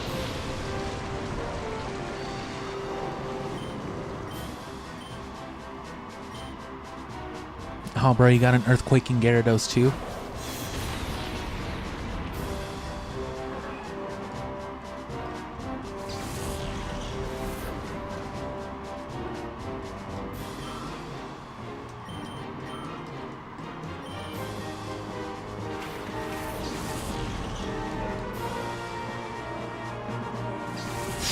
Yep. Damn, bro, we got the same build. But see, he's actually got Rain Dance on his Gyarados. My Zapdos is going to be the one with Rain Dance.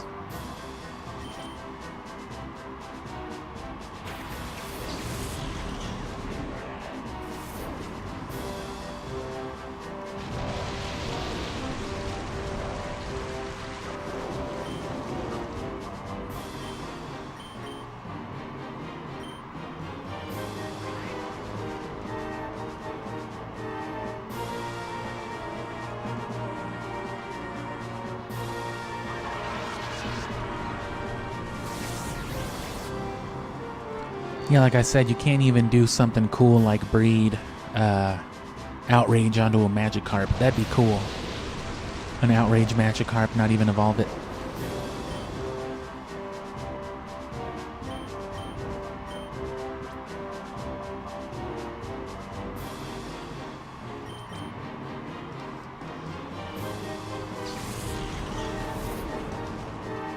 Thunder this, you fucking pig. Fucking sea hog. I'm a bug. Oh, I hate Vibrava. Look at these animations. Look at that. Look at that. Ugh. It's got to sit there and look both ways before it crosses the street. Like 6 times.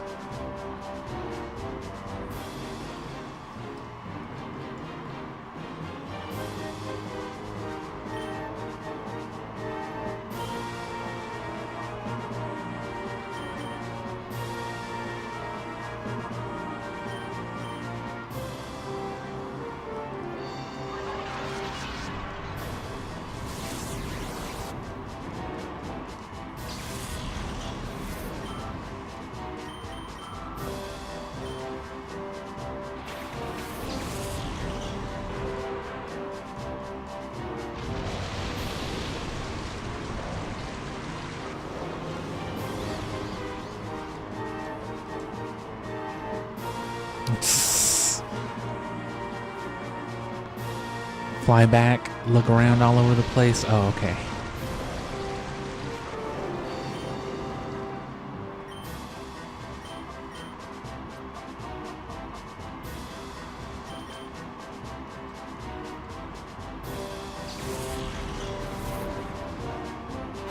Death fodder.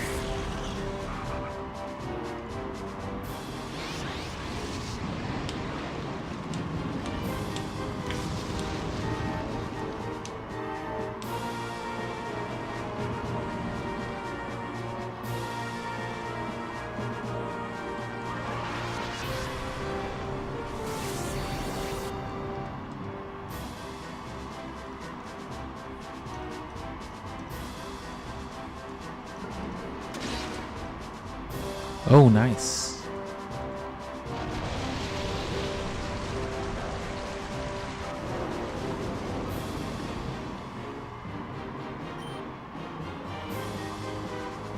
And while What's-His-Face can definitely still kill Flygon, or I mean Nuzleaf, Mantine, no reason to let the guy that can definitely kill him live. Or, you know, remain unflinched. Oh, I always forget. Him and Dragonite.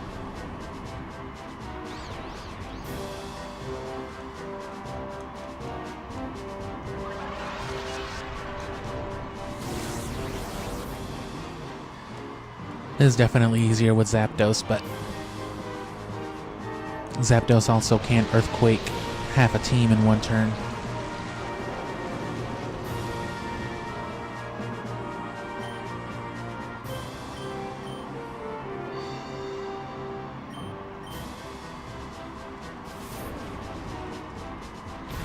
There's the Swift Swim at work. And Twister's just a horrible move. I guess they thought Dragon type would be too strong to give a bunch of like generic access to. You know, Dragon Claw or some other relative move. But I mean, Dragon in itself isn't really all that great. The Dragon Pokemon in this generation are, mostly because, you know, it's things like Salamence and Dragonite and Rayquaza. But that's it. The moves themselves, you know, it's nothing too great. I think more Pokemon should be able to learn things like Dragon Breath or Dragon Claw in this generation, or Outrage especially. There's no reason why any Pokemon that can learn Thrash, like Gyarados, shouldn't be able to learn Outrage as well. It's just another one of the flailing moves.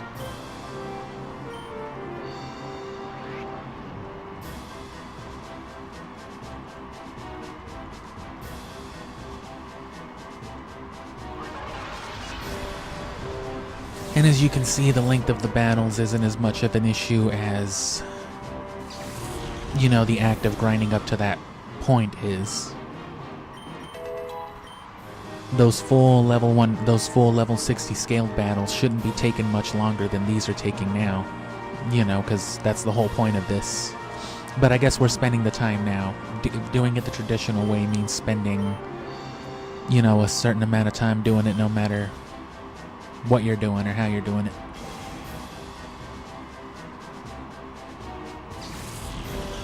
Because again, we're not doing cloning or anything like that explicitly as a point.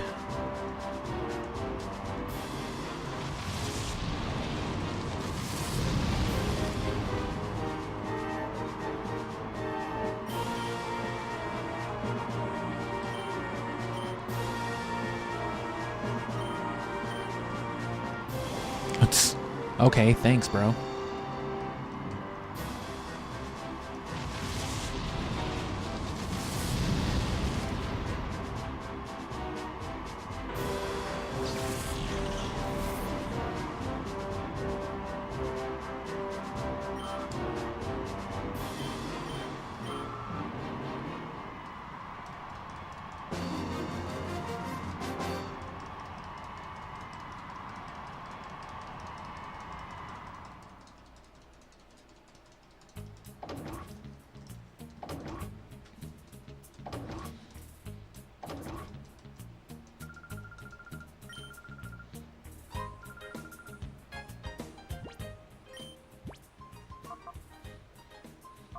So we can actually get him up to a Salamence already with our rare candies.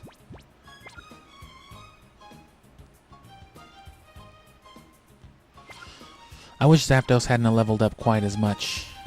Wish I could have kept it at like 55 or something, because that's, you know, that many more levels for everyone to get up to. But that's alright.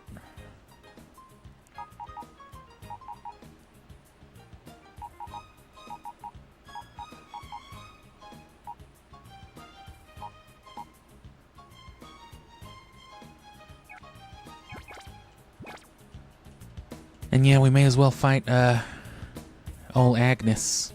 What I'm gonna do, though...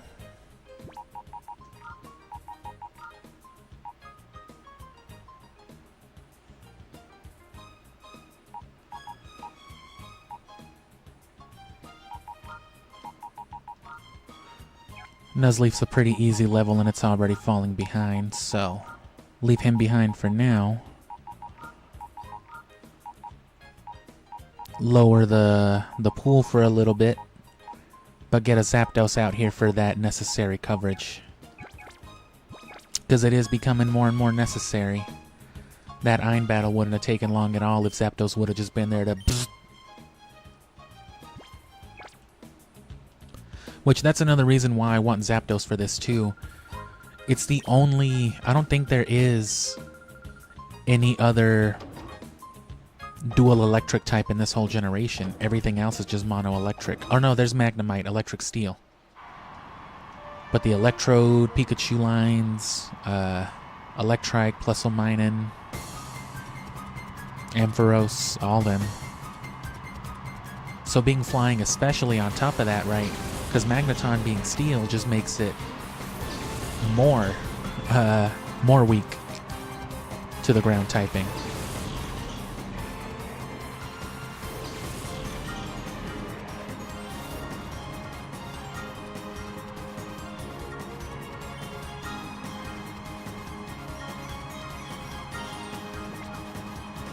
Whereas with Zapdos being a flying type makes it immune.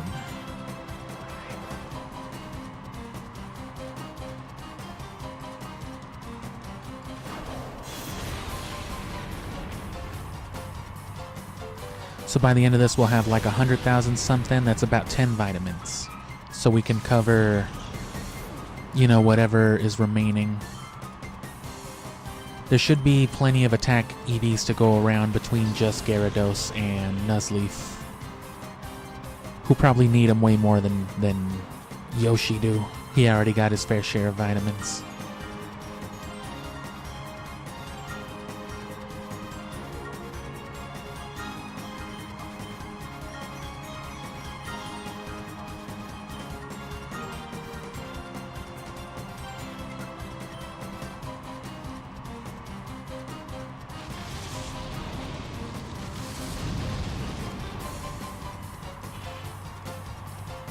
Even at level 60, that Ninkata can't be much stronger than my fucking Shelgon at level 43.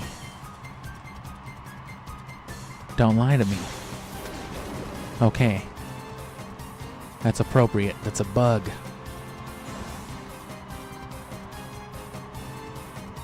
Yoshi got ditched in a ravine. Oh.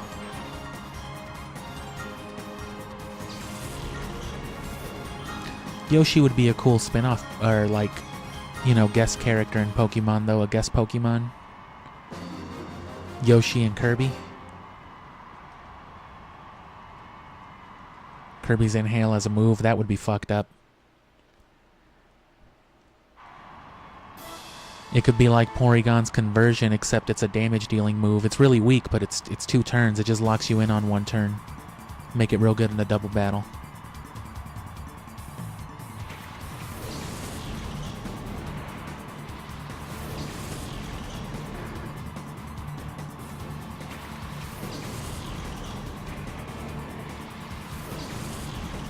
I like how none of these guys have like Alakazam or Machamp or Trademon.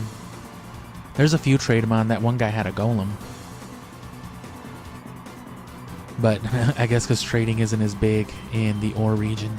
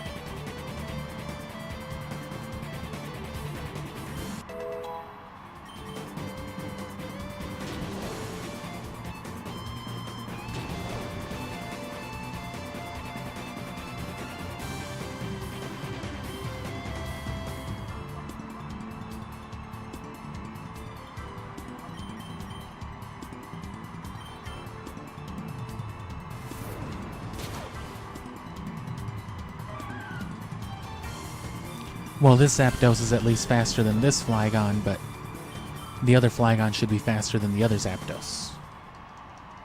Pretty sure.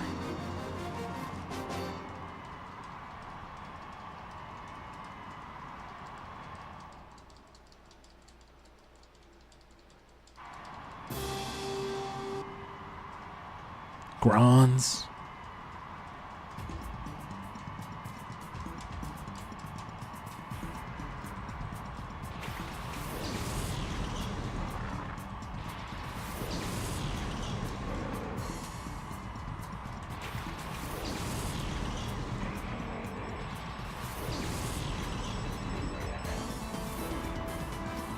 Gonna give me my last drink before the Agnol battle.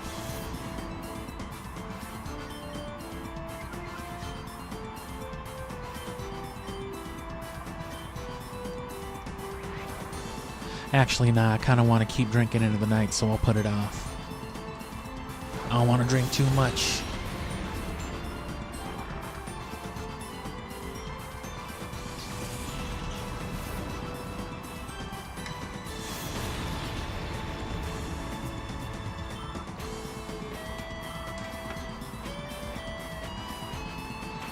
Wow, can't believe Relicanth didn't die. Oh.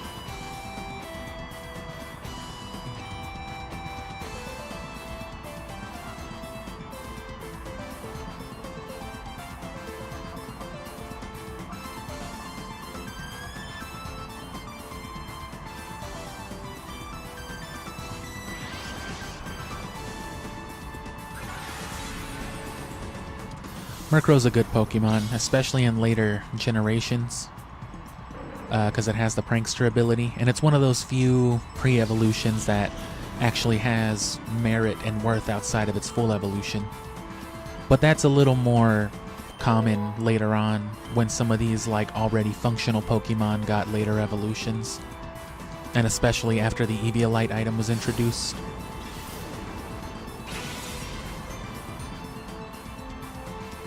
Right, especially like in a double battle paired with something like a Shuckle, Chansey is objectively better than Blissey, for instance. And while Honchkrow's a bigger menace stat-wise,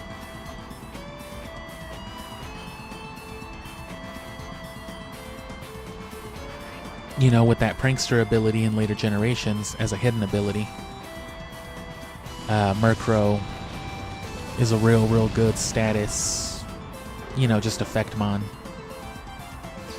Because it doesn't keep Prankster. Honchkrow loses Prankster. I forget what their regular abilities are.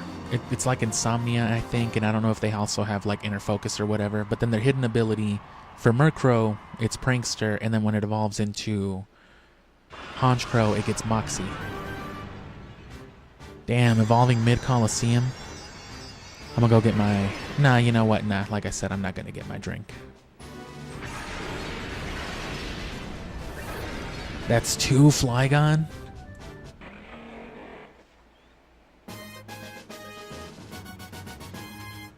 I guess there's no rule against duplicates, huh?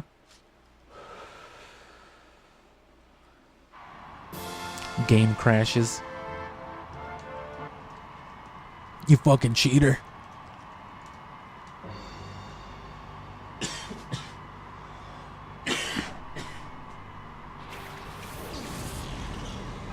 Excuse me. Yep, there's a flying type.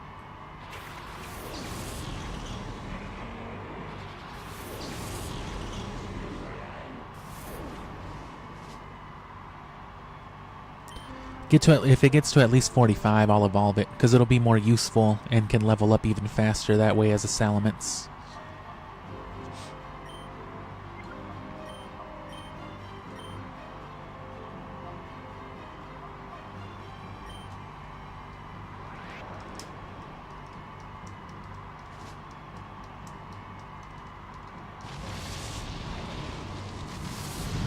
But yeah, if you're going to go for the 100 battle challenge, on top of everything else, I would recommend breeding like a team of non-legendaries, or at least non-mythicals.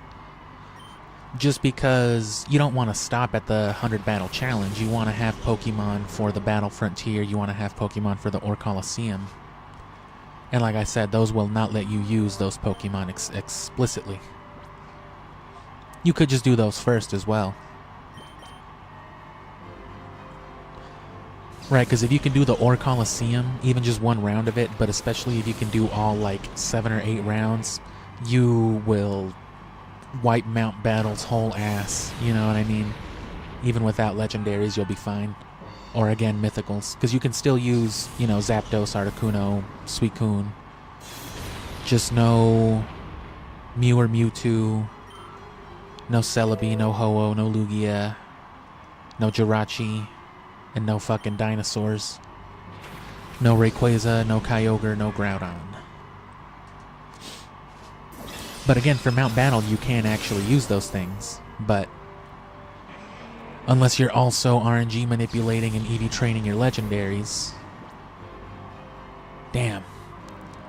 Should have seen that coming. I guess I thought the Earthquake would kill it, but I'm used to coming over here with the soft sand, not the amulet coin. Or, you know, with both. I forgot I was battling Agnol too. I should have just went for I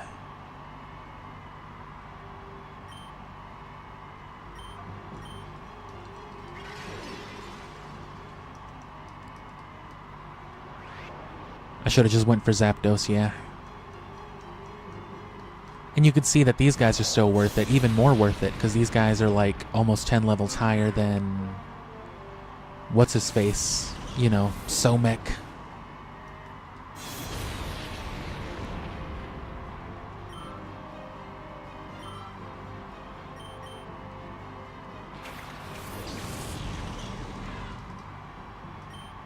And we already know how to deal with Shedinja.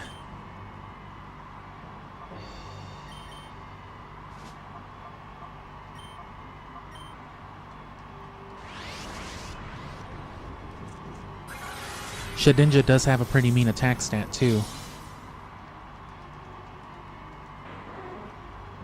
Having just 1 HP, of course, means that the rest of its stats can be pretty high up, pretty concentrated without even having too high of a base stat total. But you know, 1 HP, it's an easy thing to get around, especially being a bug type.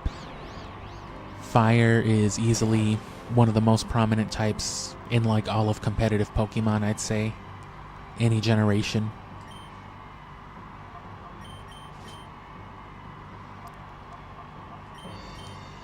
Flying's pretty common too. Aerial Ace is a pretty standard move. People like the accuracy, people like the coverage flying types give them. Specifically for those problematic bugs and grass types that are out there. And then Fire's just good solid damage for most Pokemon.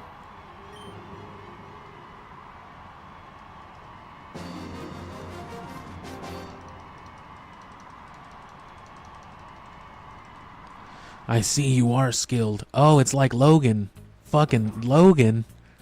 I just dropped a short about you a few hours ago. Hey, you're Logan. Go. What did you call me? Fuck. What happened to my money? I guess that one pays less altogether. Because that one was only 20 grand.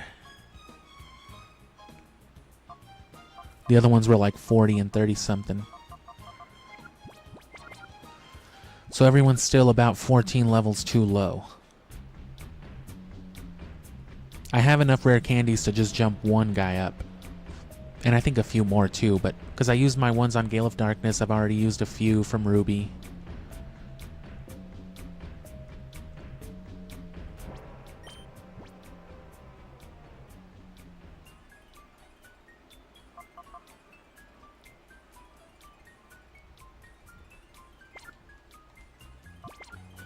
Thunder's here, actually. While I'm at it.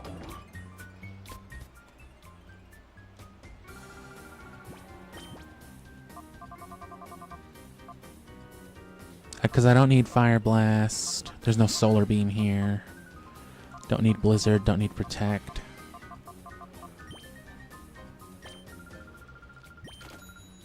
And that's still enough for 10 vitamins.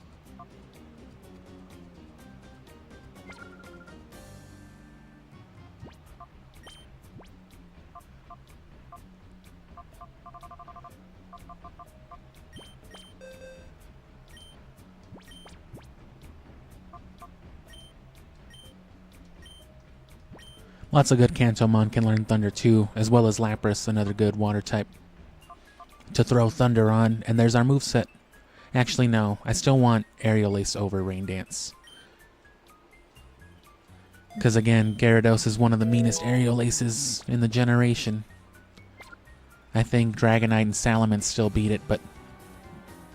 you know, literal pseudos. And of course Rayquaza, but... you know, actual legendary, so... there you go. Oh yeah, that's the wrong Flygon.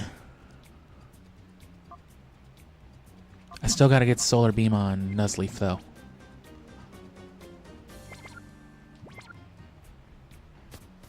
So let me go find some vitamins. I don't remember where they are here.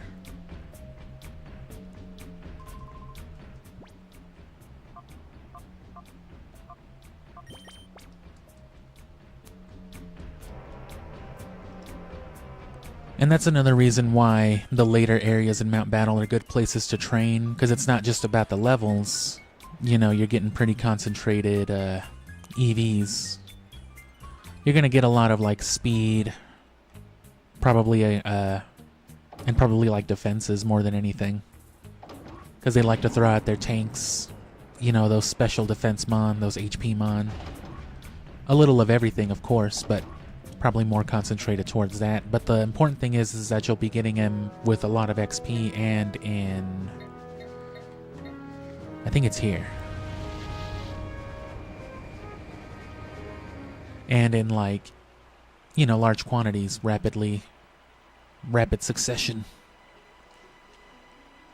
No, the shop.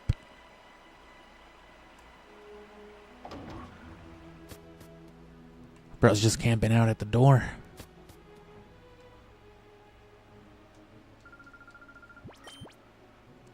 Oh, no, this isn't the right place. You can buy them somewhere here, though. I hope it's not just with coupons. Damn. I'm gonna Google it.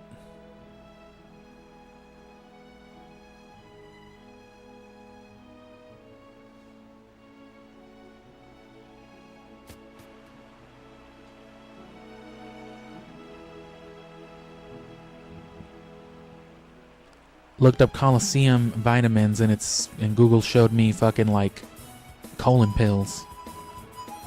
I didn't even misspell Coliseums. Oh no, they're in Fanac on Gale of Darkness.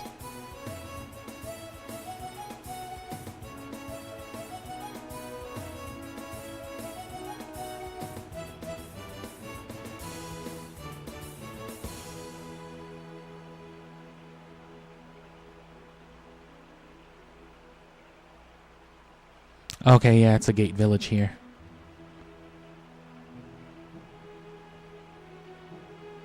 I was going to say, they do sell them, I hope. Because you can also buy them in the extra modes shop using your points. Which I think it translates to the same amount. You know, it's like dollars to points. So I'd have enough for like another 10 vitamins with my Poke coupons, but I need that choice band. The scope lens isn't bad either, but I'm not really going for a critical angle at all. Salamence could benefit from it, especially if I'd kept focus energy on it. So we don't need speed. Everybody who got speed got it. I'm not too worried about that. Like I said, I'm going for the offense stuff. The only one who's got some tank is Gyarados. If he can take one or two more, I'll give him as much as he can. About 5 of those. Well, I can give Shiftry a few, I know. And then maybe a couple more to Gyarados. Yeah, so.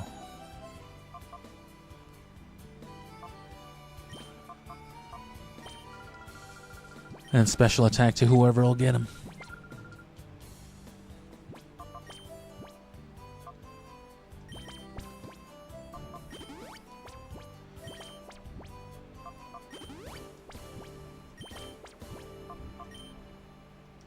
It's meaningless to use that item. Oh. Oh. And yeah, see, he's fucking stacked.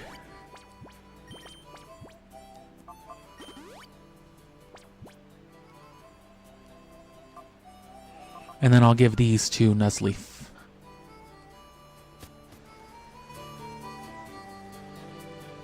Come here, boy, I got you some one-a-days. Take 9 of them. But you're only supposed to take 1.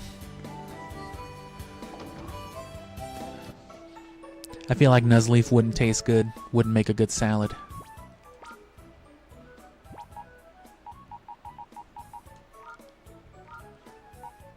I mean, Blossom's gotta taste good, right? With all the oddish, with all the gloom poison taken out of it.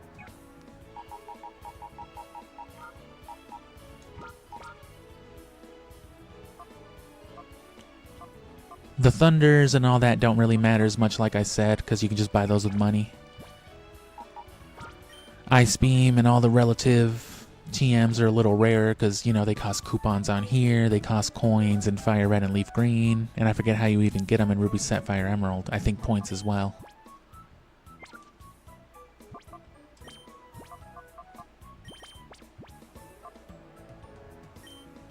Oh. Damn.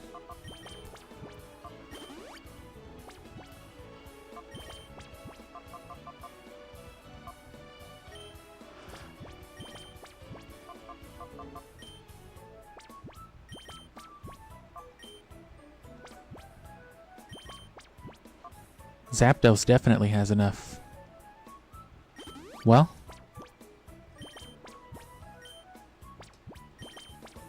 I already bought him and literally just saved, so there you go.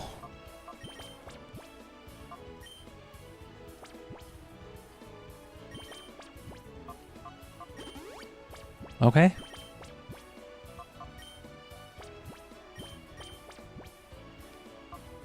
Flygon should definitely not have room for anything, yeah.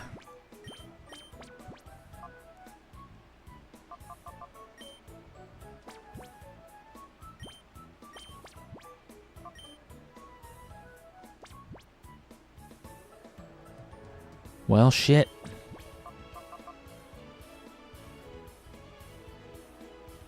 So yeah, Charizard definitely didn't have any attack investment, so that means Charizard's just like maxed.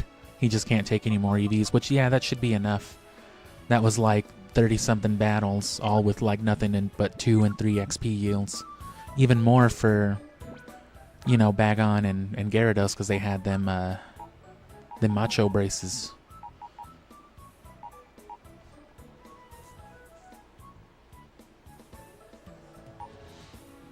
Alright, so at this point...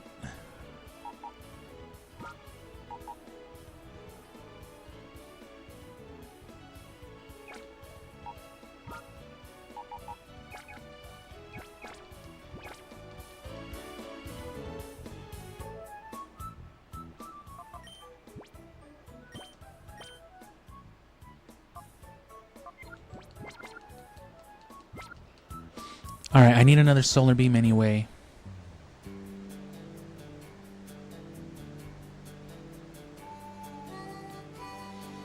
Plus a few more levels.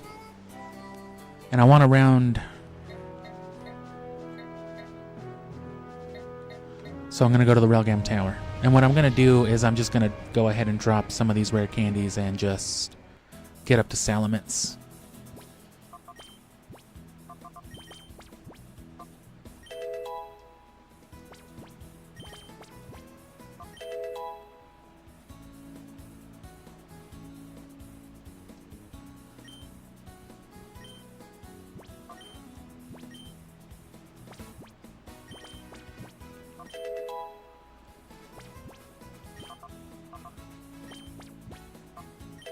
And yeah, one of these was extra because that Zigzagoon just found it anyway.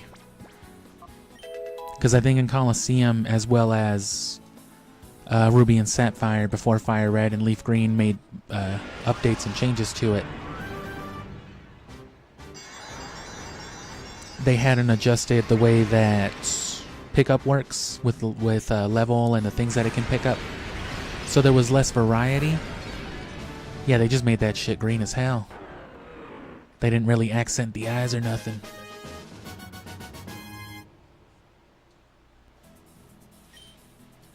You tried to Yoshi jump off Yoshi and it evolved into Salamence to chase you. Oh!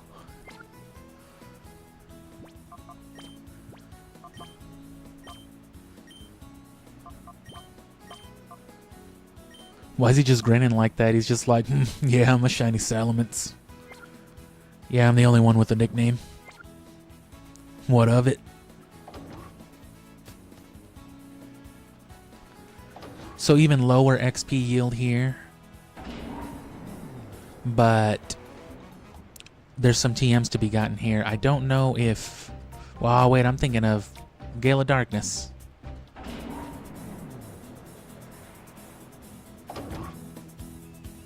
Yeah, there's the whole ass story mode. And yeah, I'm not about to trade to Gale of Darkness. 12 trades? No way. So, probably just back to the under then. And I guess this is all we did for this time frame, but that's fine. Cause yeah, I'd rather have money than more battle points. Well, we've got the Choice Band, we've got leftovers. The Shell Bell should be a real easy thing to go and find. I think I remember it's like in that ice cavern in Emerald. Probably in Ruby too.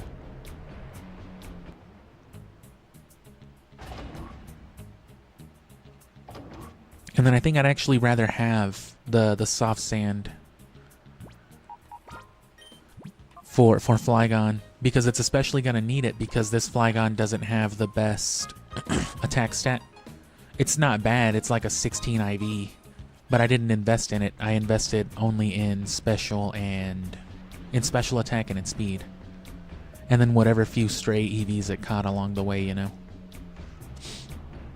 Because it's mostly going to be out there throwing out solar beams and boosted flamethrowers. Because of the sunny day. So now it's back to Dakeem, so the earthquakes should be all set for it for sure. And now that I've got Salamence, I think I'll be alright. It still knows Protect too. But Gyarados definitely won't be able to hang.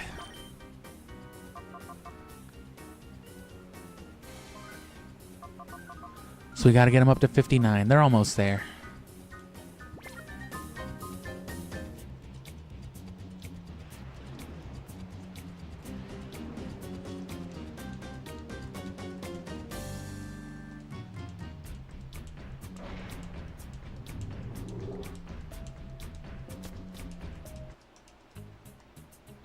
Let me in! So Amulet Coin, and this one pays out more because Agnol pays like the least. But also has the most XP.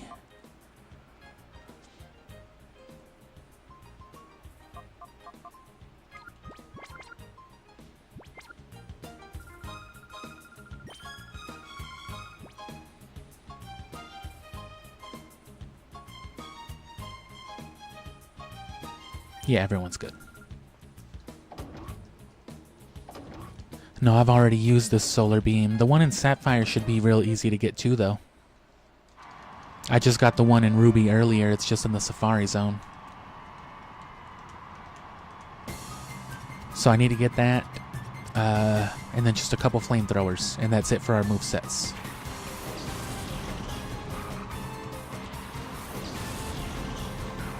And yeah, the green is awesome, but Coliseum kind of looks like shit. You can tell that they didn't really, like, change its palette too much, and they just kind of put a very, very green filter on it, because you can even see it on the wings. I just pointed to my screen as if there was anybody here to see me doing that, or if you could see my finger somehow magically where I was pointing.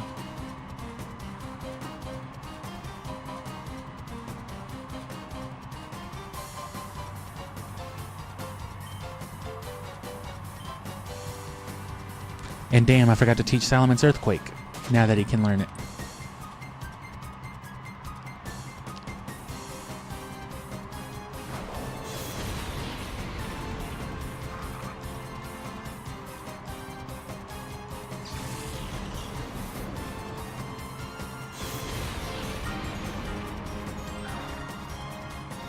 But yeah, if you like look at the lining of his wings, the edges,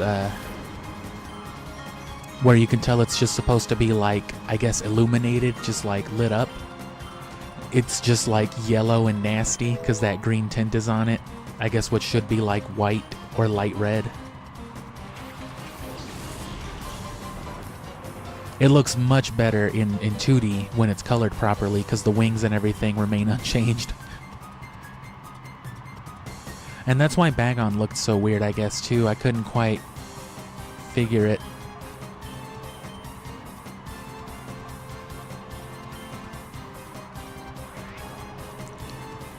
Because it looked real cool in Ruby as a 2D sprite, but when I traded it over here, it had kind of like a reverse Barney look. Like the green skin with like weird purplish looking accents. But once it evolved into Shelgon, I realized how they were like changing it. They do give some shinies, if not all shinies, like a different portrait in Coliseum though. Because I think normally Salamence is supposed to be like, you know, with his mouth open or something like that. But he's got like this weird smirk. He looks like a goddamn Spyro the Dragon cutscene. Fucking what about Nasty Nork? Looking ass thumbnail picture. Profile pic.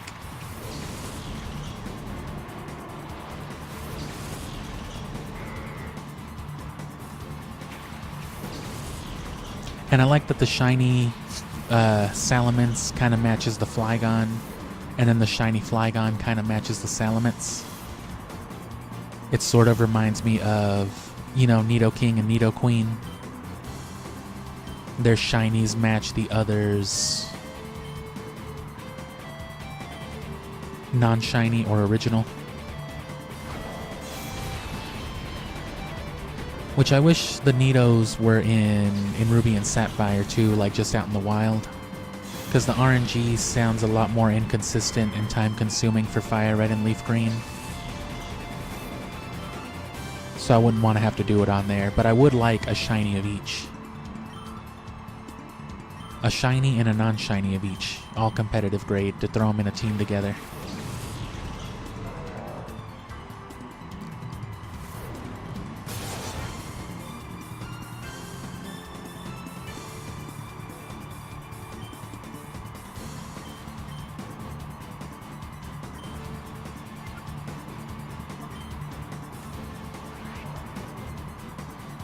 Yoshi is green. I see that. Minior was a cool Pokemon. But man, Minior with that ability, when it got like half down its health or something like that and its shell would break. And I think it's like speed would double. Its HP went up a good amount, that's nice. But look at its special attack, it's only 80.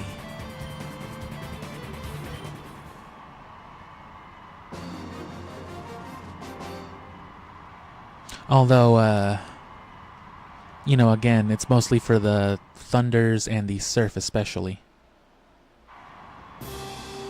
And I plan on... Well, no, yeah, the Choice Band will be better. It'll be better than the Mystic Water for sure.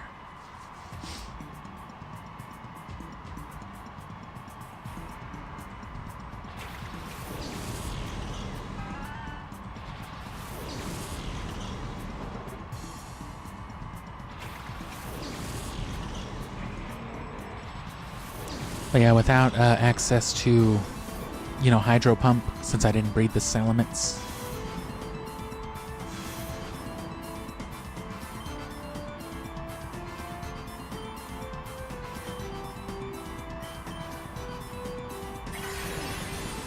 I'm just going to have to go with the Aerial Ace, because I don't think Salamence can learn Water Pulse. It would be worth running Water Pulse on him. In the rain, just as coverage.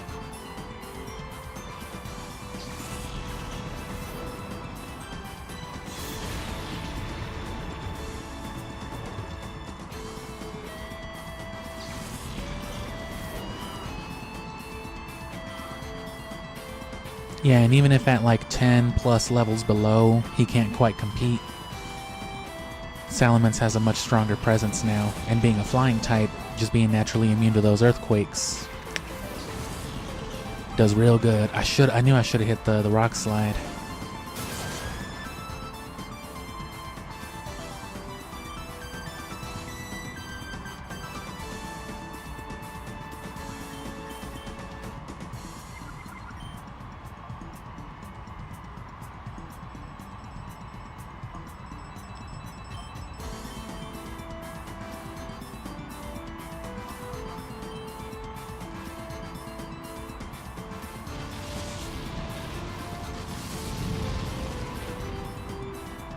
Bright Powder is pretty good too.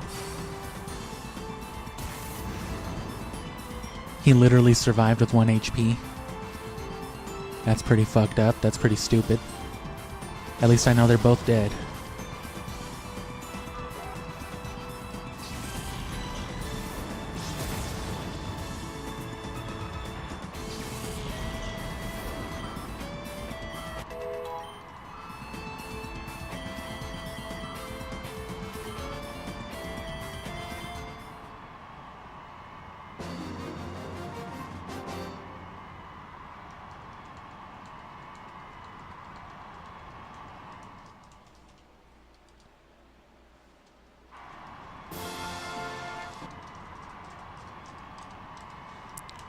My Roar B. Alright, I'm gonna let you chill with Mirror B vibes while I go pee real quick. Been drinking a lot of water and otherwise.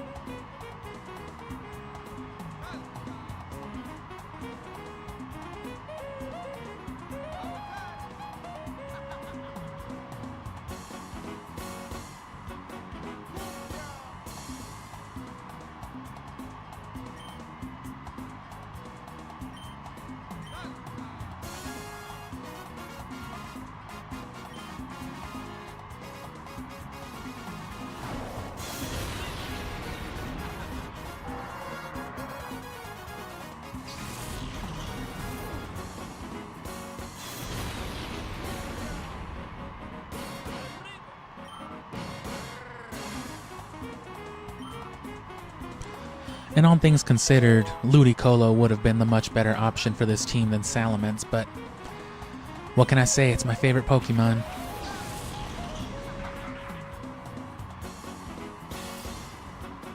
Especially a shiny one with all the RNG.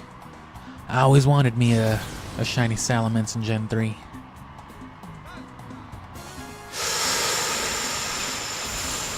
Oh yeah? Oh no.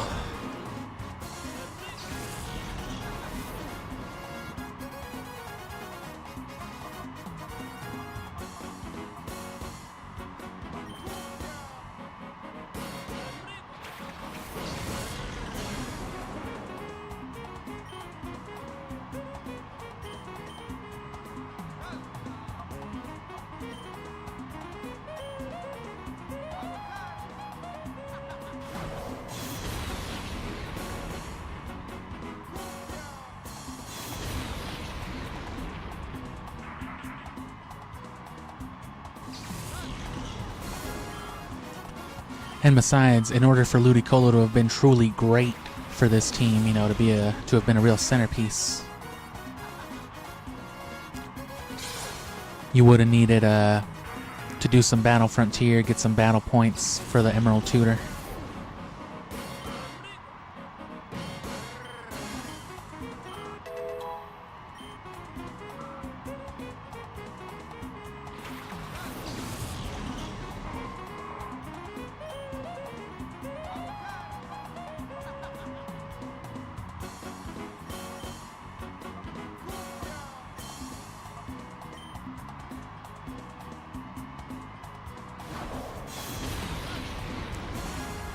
Because the Battle Frontier does have a tutor for all the punches, which that's the only fire-type move Ludicolo can learn is Fire Punch. I think it's the only electric-type move it can learn too, no Thunder for Ludicolo. That's the only thing it's missing. Because then it could get a fire-boosted Fire Punch, which basically makes it like a Fire Blast. And then it could have, you know, either Rain Dish or Swift Swim in the rain. Probably Swift Swim would be better, alongside boosted water-type moves.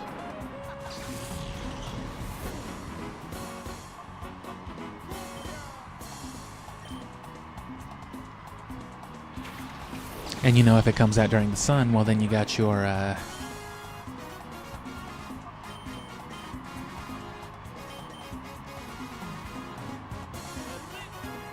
your chargeless solar beams.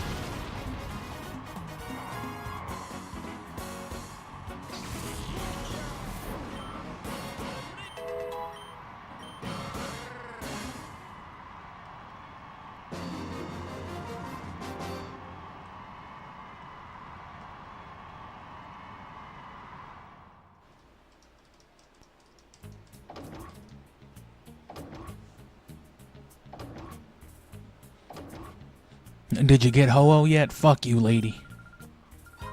Ooh, 40,000.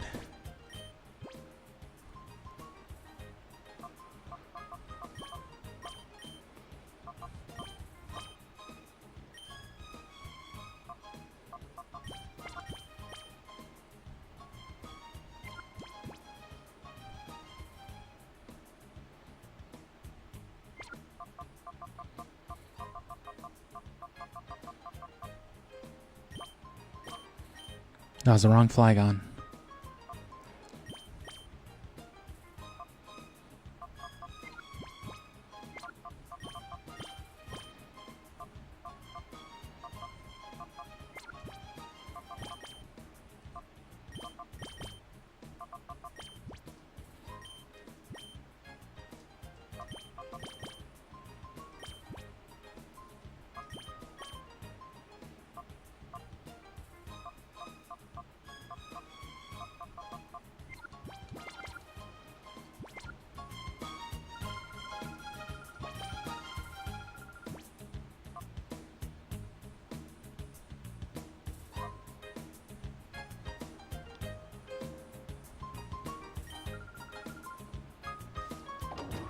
One more, why not?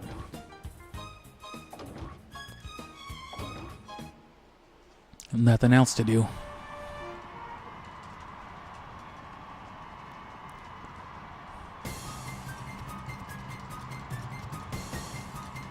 And this time it's Dakeem. I forgot about Mirror B. I was thinking the 3 in Agnol, but it's 5 in this one.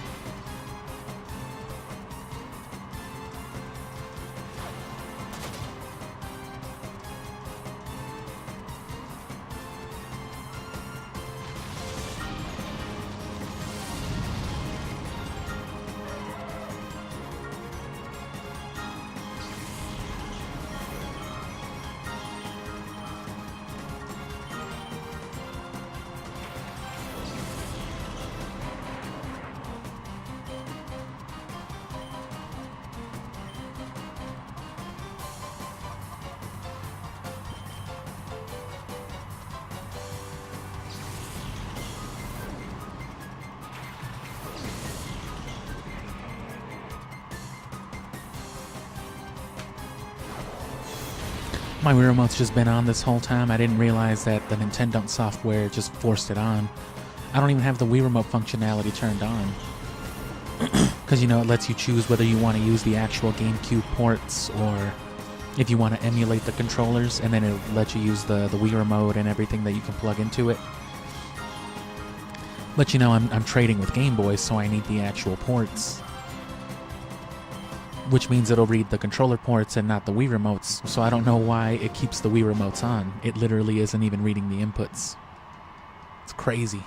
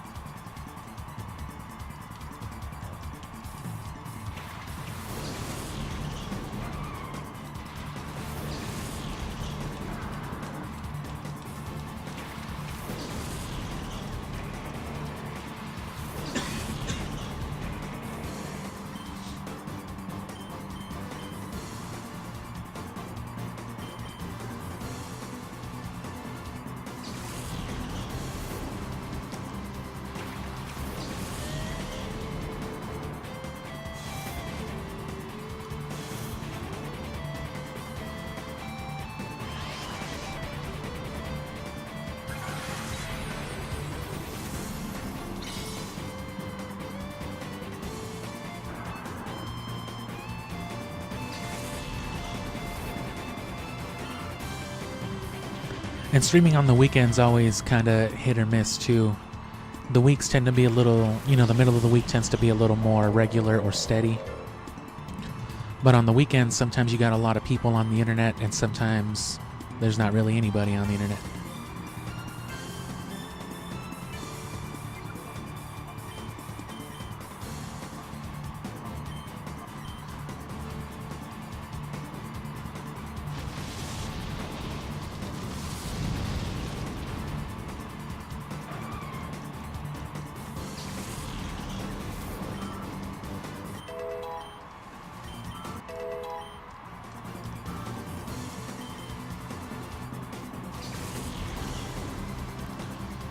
And then the choice scarf wasn't a thing in this game yet, it was only the choice band. And you can see how little a thunder even does when it's from a Gyarados. Of course, Walreign's got a lot of HP, so that's more than what it looked like, and we're almost, what is that, 14 levels below? So it's really not bad. If we were both at the same level, that would have done a good little bit. Maybe well over half, which that's the goal. Right, the thunder on this Gyarados is this Gyarados' answer to other Gyarados. Uh-oh, another Gyarados pack an Earthquake. Let me go ahead and just explode that. While Zapdos' real thunder takes care of, something that isn't 4 times weak to it.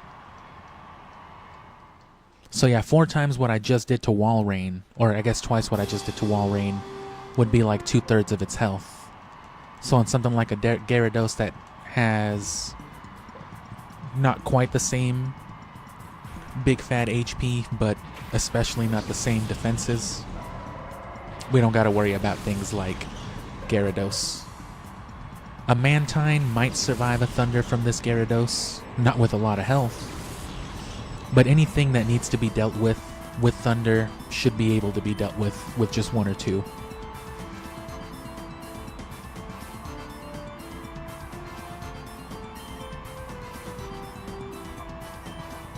And just because you can't hit everybody with Earthquake doesn't mean it's not still the literal best ground type option in this game.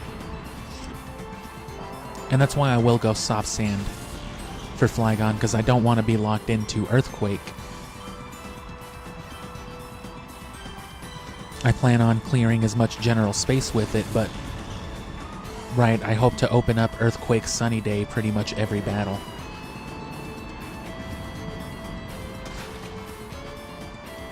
I guess it depends on the draft at the start, right?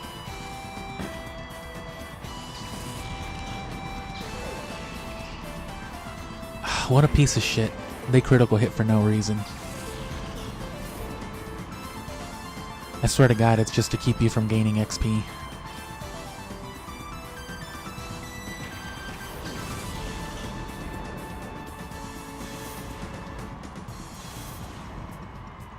We'll let Gyarados get the bulk then.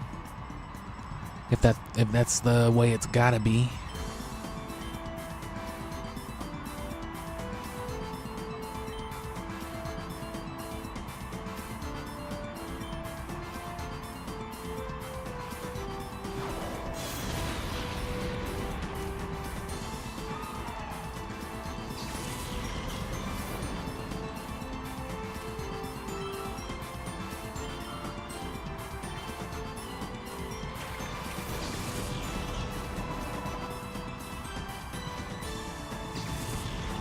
Because Xatu shouldn't even be that strong, yeah. And the critical hits here on this one are ridiculous. They're like triple damage. It's supposed to be like 50% more damage. I think in earlier generations they were really more fucked up though. I think it was like... No, it used to be 50% damage, and then they cut it in like Gen 5 or Gen 6 to 30%. Because especially when Pokemon like Drapion, once Gen 4 came around, it was just like, yeah, this is too fucking much.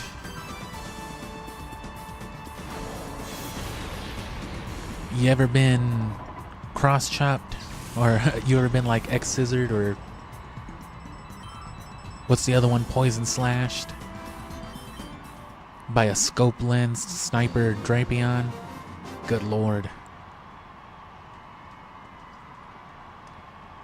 That used to be like one of my sub-Pokemon, alongside things like Electivire and Snorlax. Charizard and Salamence are longtime staples, but I used to run them with like Metagross, Milotic, and Sceptile. Now I'm going Shiftry over Sceptile. Gyarados over Milotic. And I guess Zapdos over Metagross. But they both end in Os.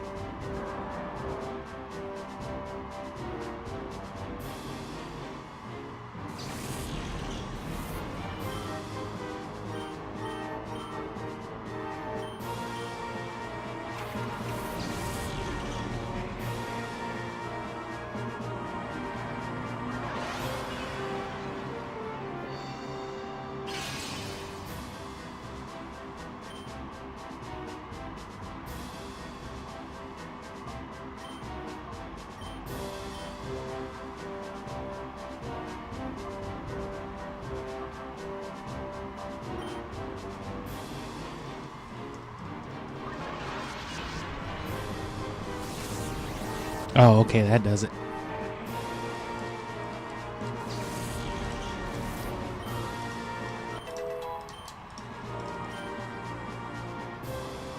Nah.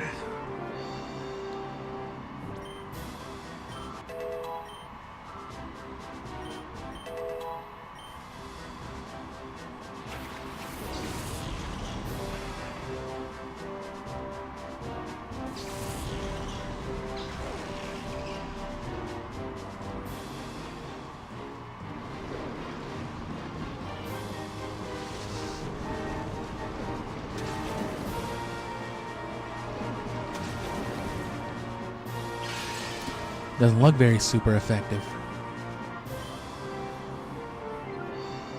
Oh, well. I didn't realize it was, I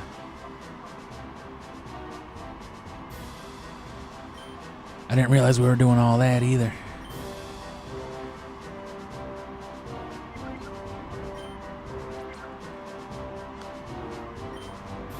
Is Giga Drain still better? Super effective doubles it to 120. But Flamethrower's 95. Right? Yeah.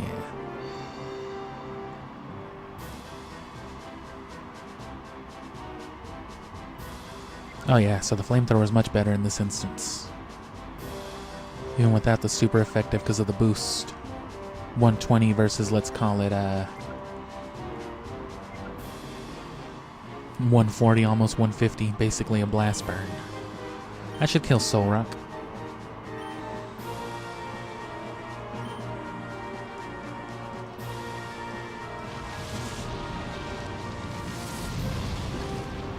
Oh no, it would have killed...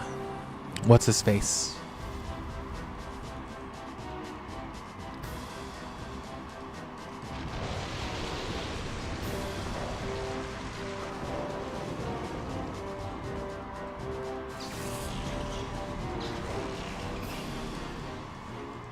Any Pokemon that can learn Solar Beam is arguably a good option for a Sun team, just as any Pokemon that can learn Thunder is arguably good for a Rain team. And look at that, look at the bulk on this Gyarados.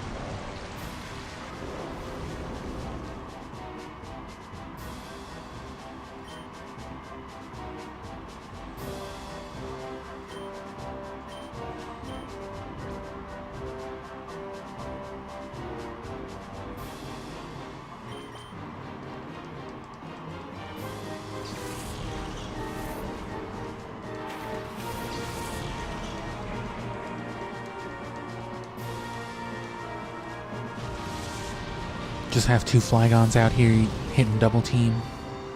Oh, duh, I made it start raining.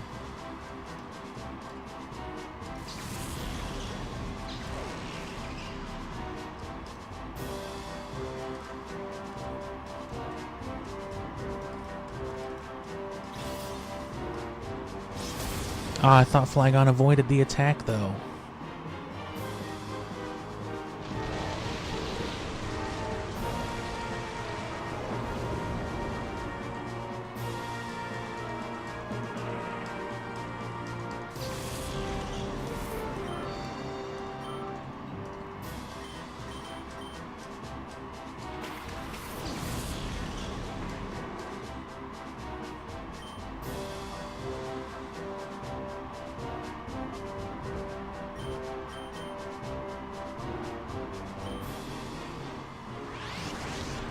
Come on, young Flygon.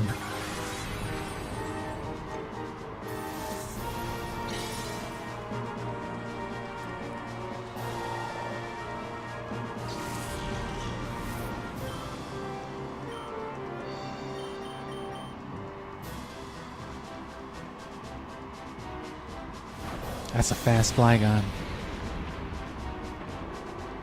That's bet a Houndoom 18 levels higher. That's how them Golbats were doing me earlier, though, with my Zapdos.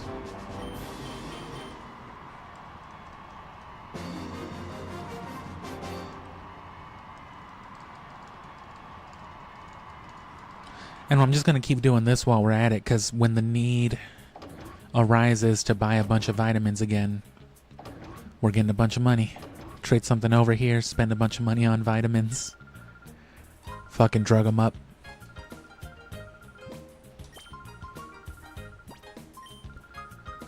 Because each round, each time we do this, it's about 4 1/3. But that last one isn't quite as much. Altogether, they give you maybe like, with the amulet coin, 180,000. Maybe round it up a little bit. Let's round down and call it 170. That's for every 5. That's Mirror B through Agnol. But that's almost 20 vitamins. Which, you know, that's a lot, but given what we're doing right here, leveling and all that without rare candies, you know, it's sensible. Oh, and this one's easy. This one's good for the earthquake, so both Flygons will shine here.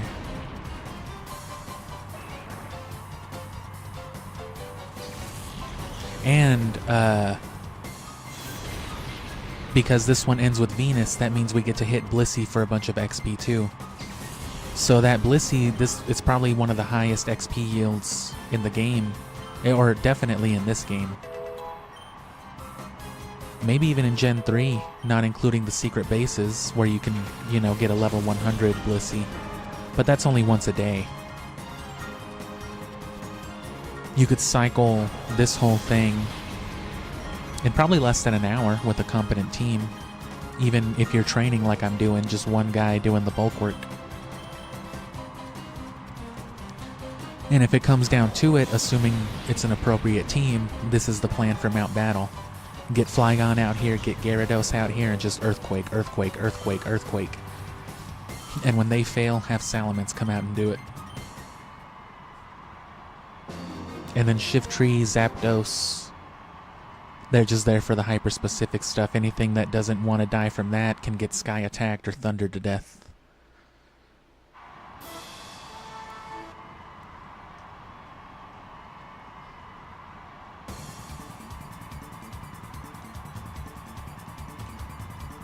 And some of these guys are already weather teams on their own, and with Colosseum being aggressive like it likes to be, they'll definitely be hard countering our weather, but all we gotta do is whip Flygon and Zapdos out together, and that's the answer to that. No matter which way they want to run it, they're fucked.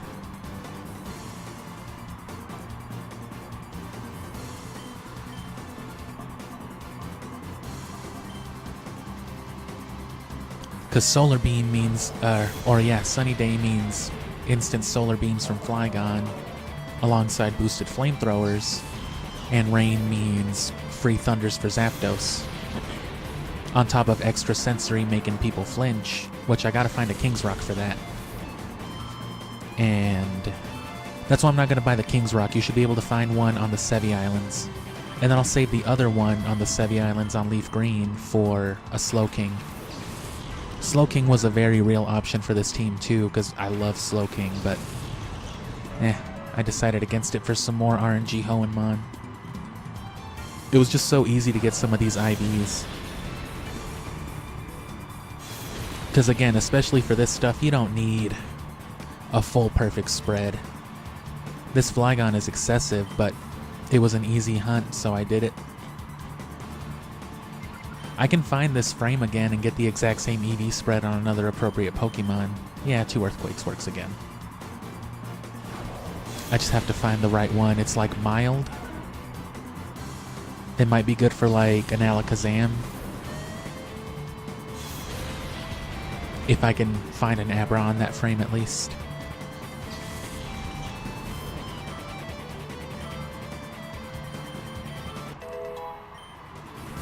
Maybe even a Whismur.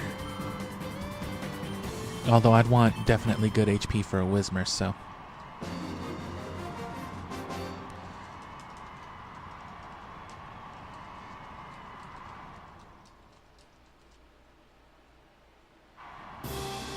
And that's another thing, that's another reason why Zapdos and Salamence were such big parts of the team, you know, because they can fly. Can't be getting earthquaked. Ludicolo would have been subject to that, but being able to dive would have given it some immunity, and it's a grass water type, so, you know, 4 times resistance. Even with a 30 level advantage, you know, this Flygon, almost 30 level advantage, I guess. This Flygon couldn't even kill Mirror B's Ludicolos in one hit. Imagine if they were level matched, level scaled. So yeah, just eat an earthquake and then dive, be immune to the next one, and then do water damage in the rain. All just to switch out to Zapdos or Gyarados and hit some thunders? Shit. This Flygon might even get to level 51 with Venus. I wish she had a Milotic too, because it's an easy kill for this team, and it's also a lot of XP. Lavrina has one, but the Ore Coliseum, you know, is a level scaling facility, so there's no XP. It's just the flat battles, just like the 100 battle challenge will be.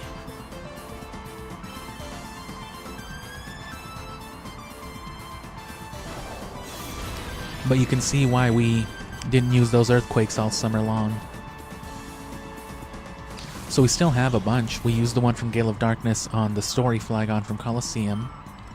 But other than that, Gyarados got one, Trapinch got one, Salamence is about to get one, so that should still leave us with 3. Sapphire, Leaf Green, and Emerald. I gotta get that Aerial Lace off Emerald too for Gyarados, because I used the one on Ruby on the Charizard that's on this team, and I used the one from Sapphire on the story shift tree from Gale of Darkness. It's just all over the place, all kinds of shit. But it's okay, it's all documented. As a matter of fact, I created a short specifically trading over that shift tree in question, holding the Aerial Lace from Sapphire, just so I could get video proof of me using it. I don't know why, but I can say I did. Earthquake definitely won't be worth it with the Meganium, but I don't think Dragon Breath will make much of a difference. So I'll just hit another Earthquake for whatever comes out. And let Meganium die naturally. So in order to see what that Blissey would actually give, it's just 4 times what this Flygon earns. So 886. It would normally gain like 3,300 just by itself, which means a single Pokemon by itself holding a Lucky Egg. Say I brought in this lower leveled Flygon with the Lucky Egg, and then brought it in with a Pokemon that could explode and then kill that Blissey, and then didn't have experience shares, it would gain like 3,400 XP doubled up to like almost 7,000. Almost 2,000 right there anyway. That's split with another battle participant and the XP share. So that's good XP. Meganium's not bad either. Meganium's big and fat.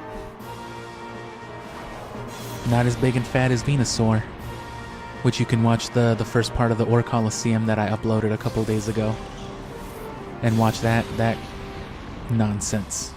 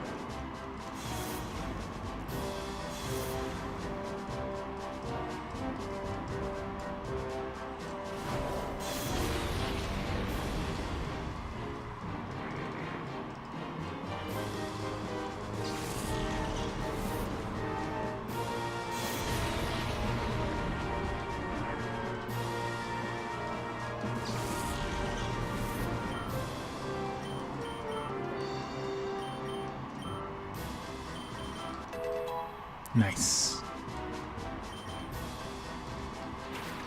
Oh, she does have a Milotic. I don't know why I thought she didn't.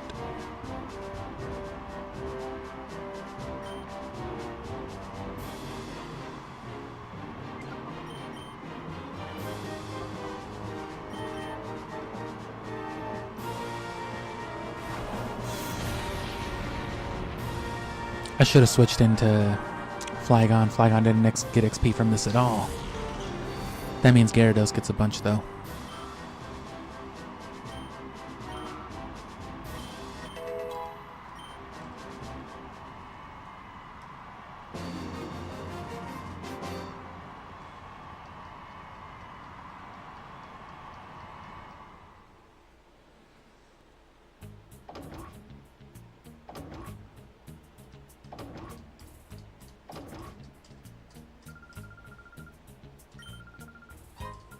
Another 44.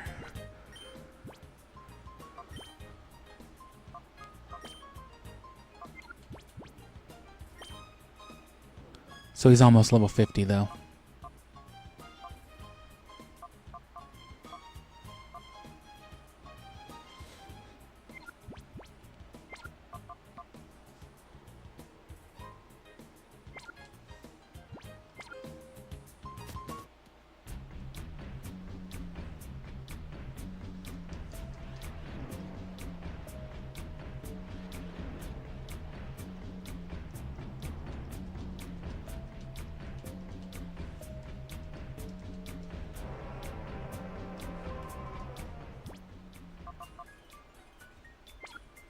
Damn it, this always throws me off.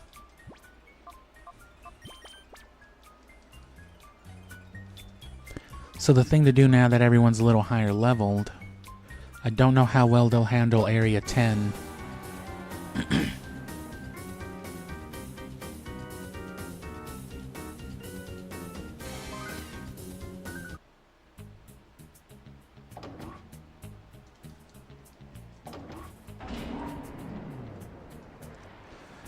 But yeah, you know, having a Pokemon that doesn't need to be gaining XP with everybody else definitely slows it down, because they themselves just take a solid quarter of all the XP, the total yield.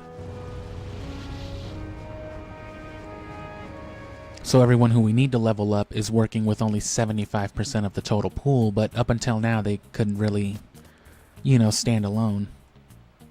Now, Salamence and Flygon might be enough to at least cover like level 8 or 9.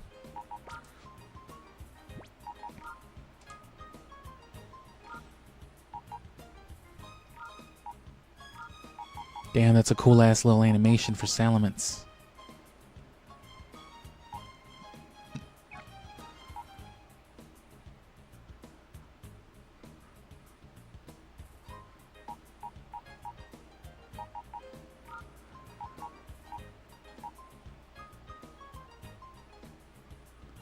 So one holding the lucky egg, one holding the experience share, and then everybody else holding the experience share.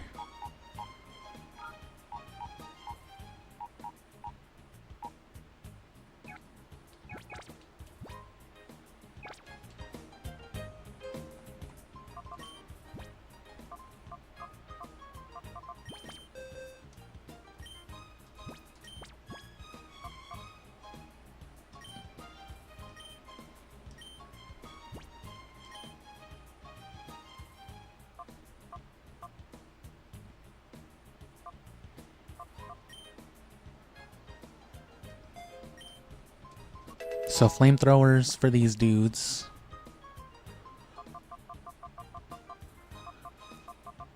Nothing else here that anybody needs. I guess I could have just used this sunny day instead of finding the one from earlier, but whatever. Oh yeah, that's what I was looking for was... No. Yeah, solar beam. Never mind, I had sunny day. And the TMs here are still really expensive. For like the flamethrower. 4,000. Unless Gale of Darkness has one. Then I won't worry about it.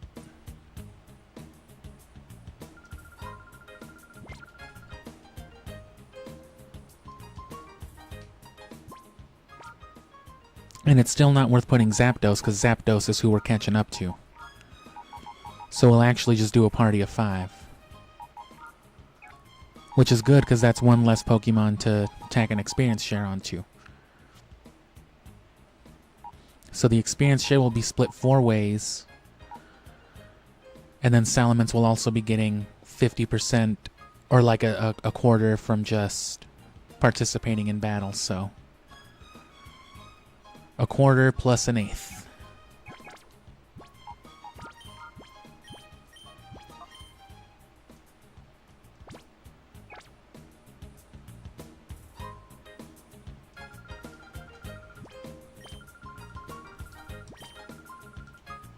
Every time.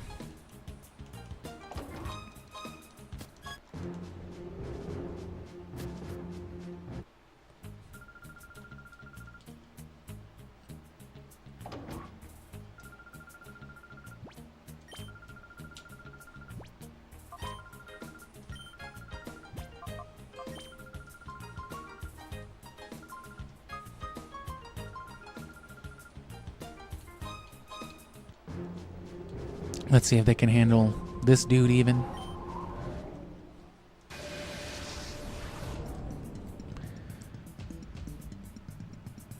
About 10 levels behind with everybody, but, you know, way better IVs and EVs than the rest of these random-ass Pokemon, so...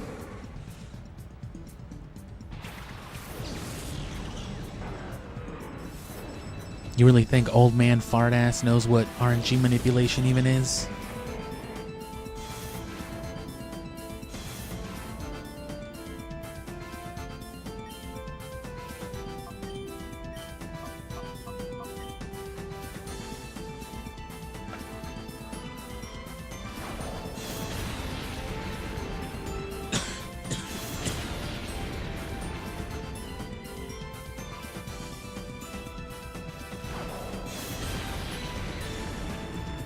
That should still be stronger, yeah.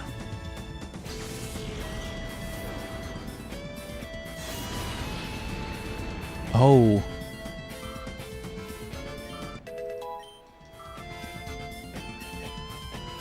Hope this thing doesn't have an ice beam. Nah, I don't.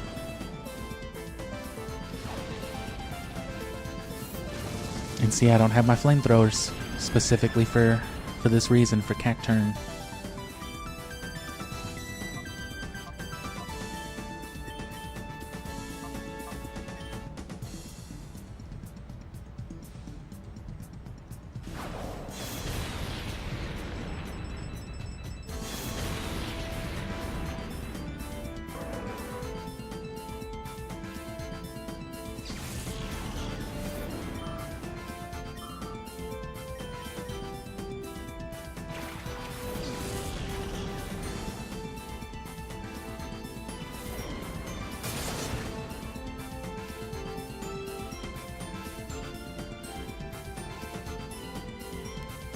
So functional enough to get by with a level difference. Definitely on the speed front. It helps to have a fully evolved pseudo-legendary, though.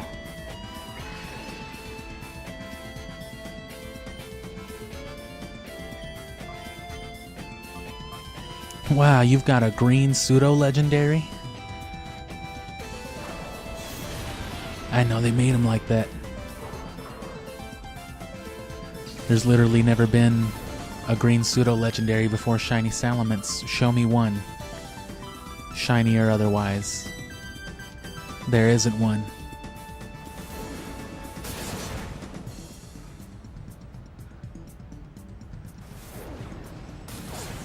Oh, did he miss the earthquake?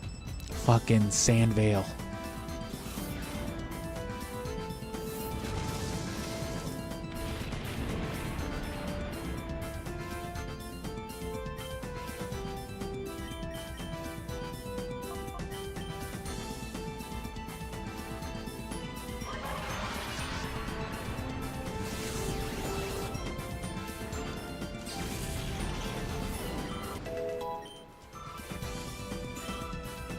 I also got to get a Dragon Claw TM from Fire Red. Because, well, Fire Red should have a Solar Beam, too. Because I taught Trapinch the one from Ruby.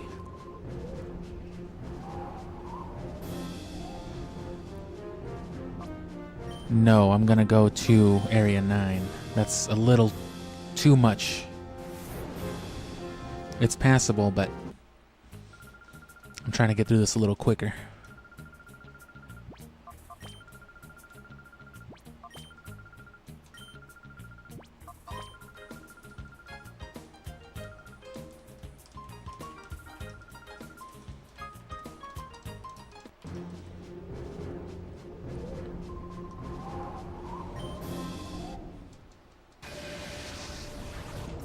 And that's where, like I said, where my Dragon Claw is anyway, so that's probably for the best, because there's also the rare candies.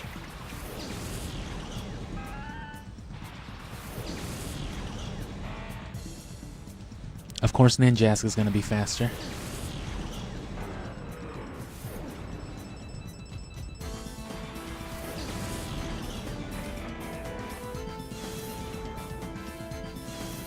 The only bad part about a shiny too is that it ever so slightly slows things even further down. Oh, that's right. This isn't that Flygon.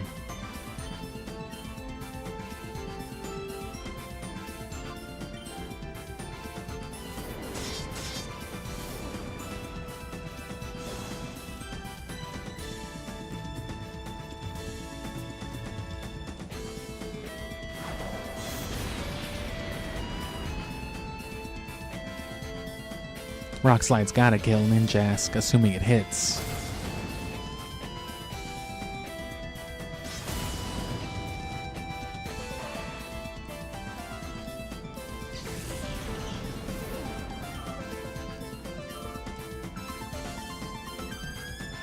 It's called Rock Slide, but the animation on this game just makes it look more like workplace accident.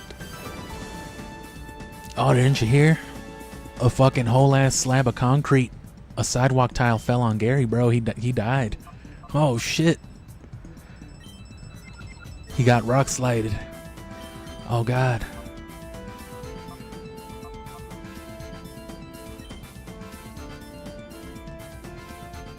Reminds me of Ed, Edd and Eddy, which, you know, building up to what I'm about to say, I love when, you know, like kids' cartoons and stuff like that, or exaggerated works of fiction, especially those meant for kids, get like really real for a second. So it reminds me of you know, that episode of Ed, Edd and Eddy with that footprint where they're trying to figure out who struck that hockey puck, or no, the hockey stick in that big ass heart pinata that they were doing. And they're just carrying around the sidewalk that slab of concrete as evidence, and it drops on Ed's foot for a second, and it just kind of goes dead silent for a second because, you know, a slab of concrete just fell on like a 10-year-old child's foot. And they're just, no one says anything for like 4 seconds, and then they just go back to like, you know, the regular scene. It's just cartoon again. I'm like, oh, okay.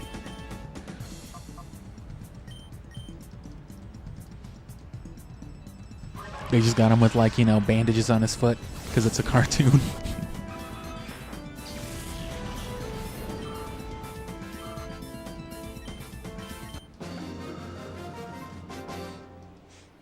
Or like on Tom and Jerry when they do just like another cartoon-ass shenanigan. You know, like beat each other upside the head with an actual real-life sledgehammer. And then when one of them, you know, actually gets like fucking their head split open, they're like, oh my god, what happened? Although that's a whole ass different era of cartoon. You could get away with smoking a cigarette and literally shooting a man dead on those cartoons, and it would just play like a wah wah wah type of soundtrack in the background about it. I miss slapstick cartoons, man. I miss cats and dogs just beating the shit out of each other with baseball bats. Like just whole ass wooden bats.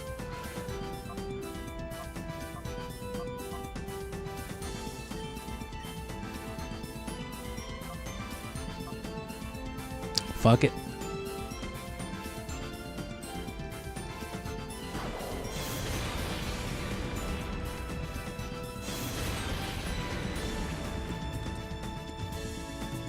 At least Sharpedo died.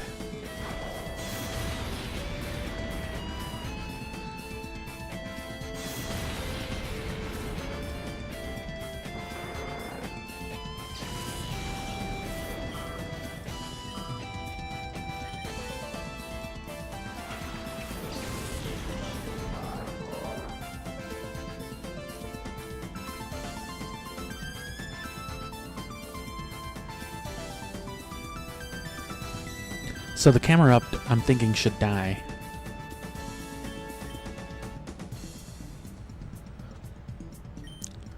But it'll probably take the 2 earthquakes to kill Breloom anyway, so we'll see how it hits whatever comes out. Good for us either way. I don't even think it had to be critical, bro. Damn. You know.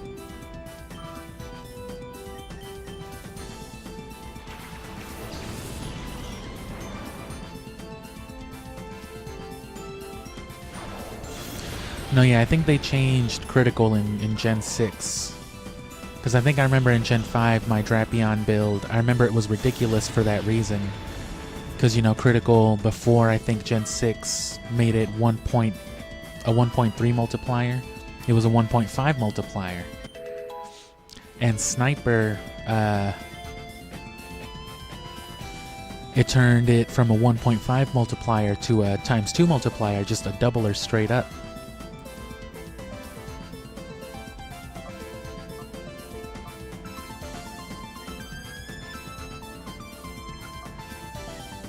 Nah, let's just stick with the earthquakes. Or no. Oh no, wait, it's a steel type. It'll resist dragon, actually. That's why Metagross is a good counter to Salamence, on top of being likewise a pseudo, you know.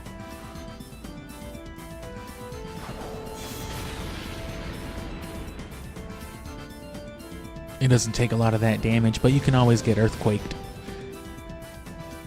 That's the real threat from a Salamence in Gen 3.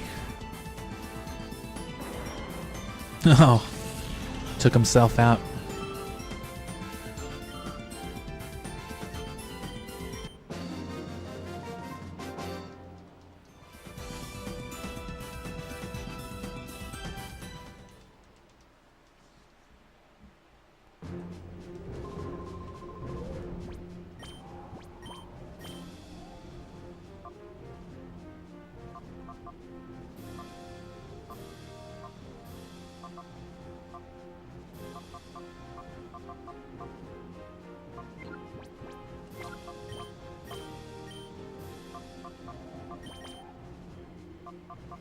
Yeah, that works.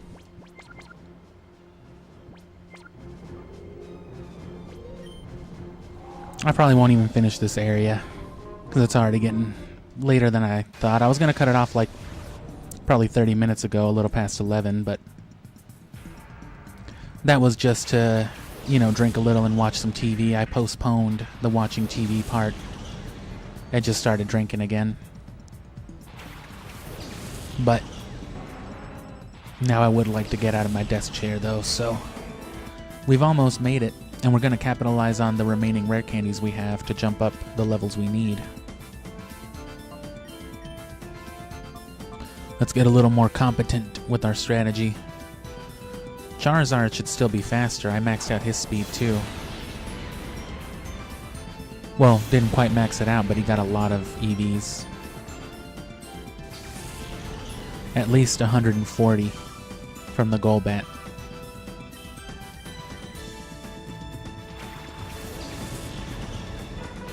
So some 30-something points, yeah, at level 50-ish, 60-ish.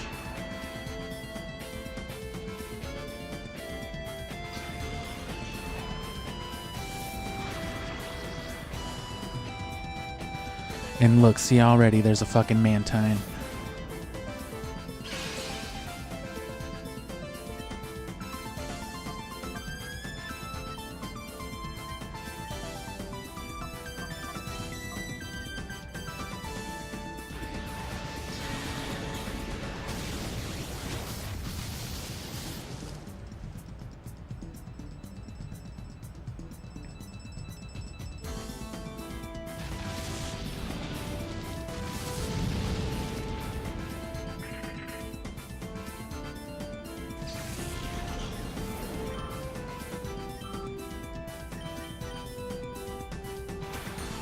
Oh.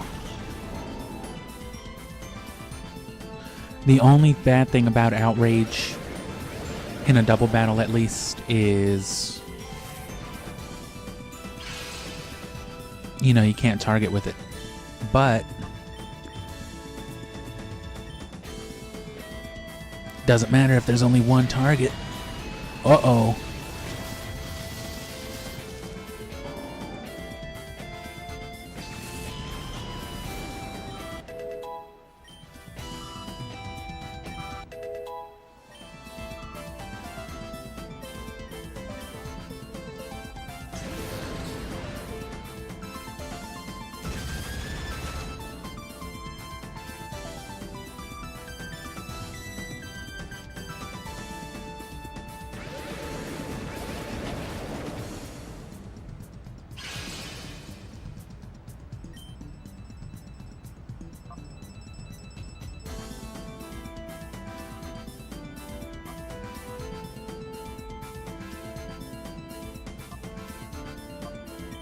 This, I think, still does more damage.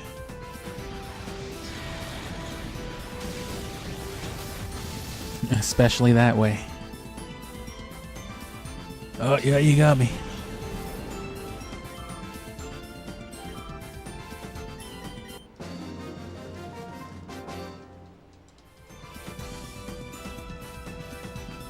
And I don't feel like the Lucky Egg's doing anything with this this Flygon. It might be this weird balance of oh no, it's cause the experience share.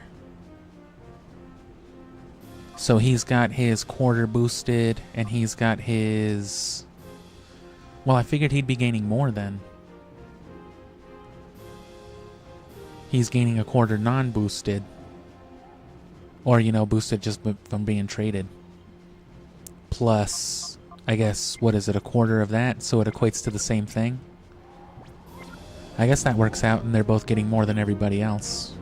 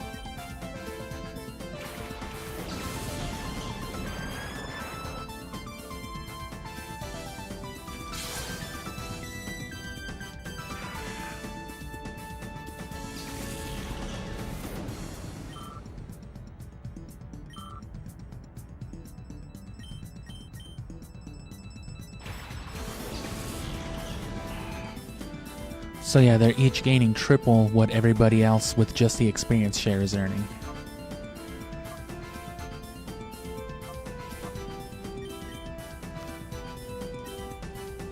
And this outrage should definitely be good.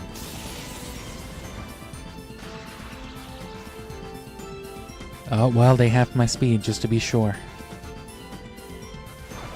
Nope, not killing Altaria with that guy.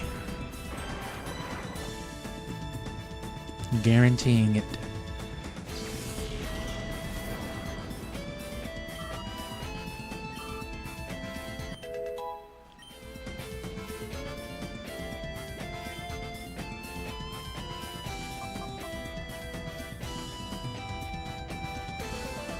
I mean, that would be interesting. Over an aerial ace, though? No grass coverage?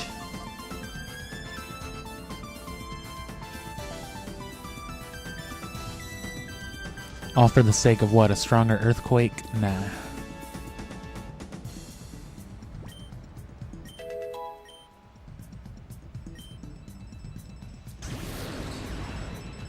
Damn. That's a slow-ass Altaria. 6 levels under, paralyzed, and still faster.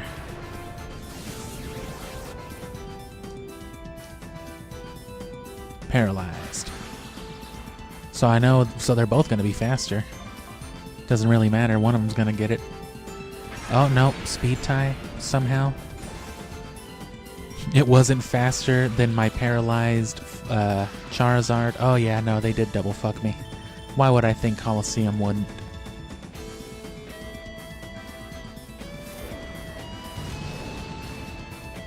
Which stuff like that is the only part that's really... Because people talk about how hard the Battle Frontier is, for example. It really isn't. But what it will do is just hit you with some bullshit, you know, on like a critical round. Kind of like what you just saw right there. What they call hacks. It's usually what that's in reference to. Yeah, and if you want an idea of what the Battle Frontier is like, play Pokemon Colosseum.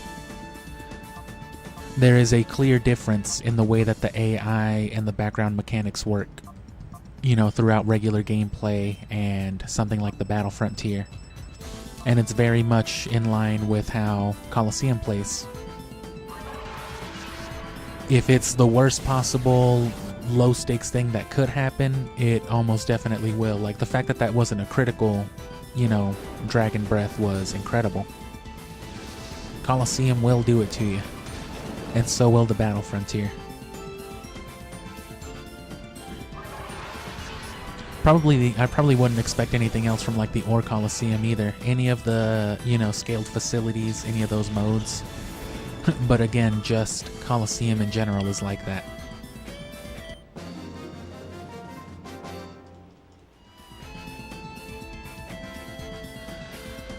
Well, we may as well run it into midnight. It's not quite the hour yet, so let's finish this next one at least. And then we can go run back and save. And then we'll pick up from there. Shouldn't be much longer from that.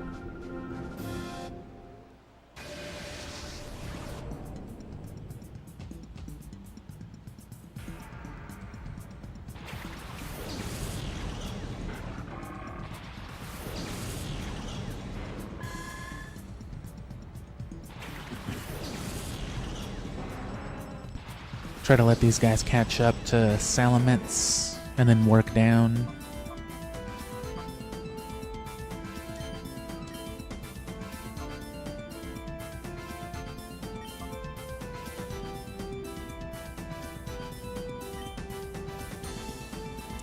Oh man, fucking water types. They don't want Charizard leveling up.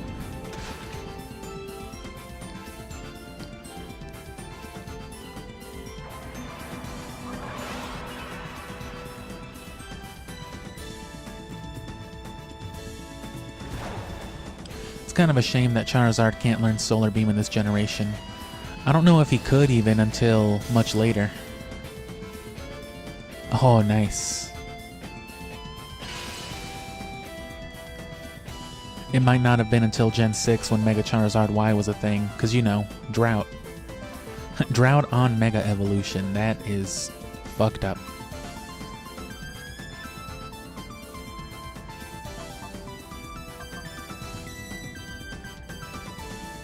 Huh.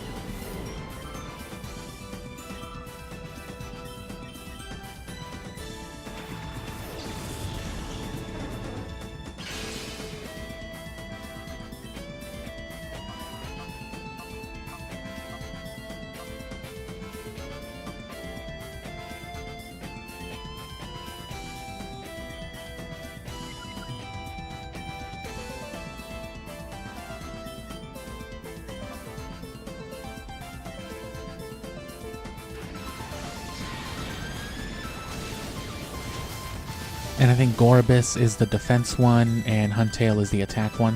If you couldn't tell by the menacing jawline.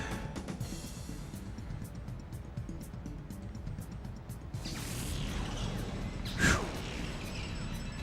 Good thing he didn't spit a little bit of water at me.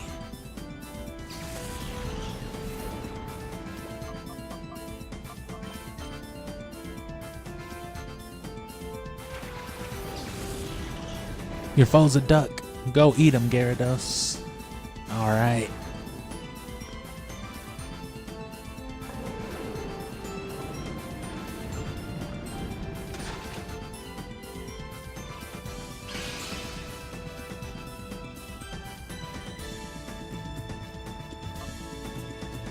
Fire Blast wouldn't be bad on this particular Gyarados either, because then it could use the Sunny Day to its advantage.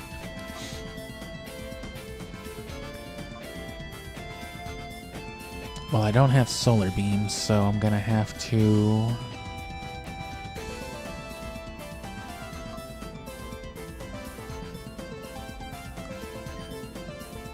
This should be fine, thanks to the Sunny Day, actually.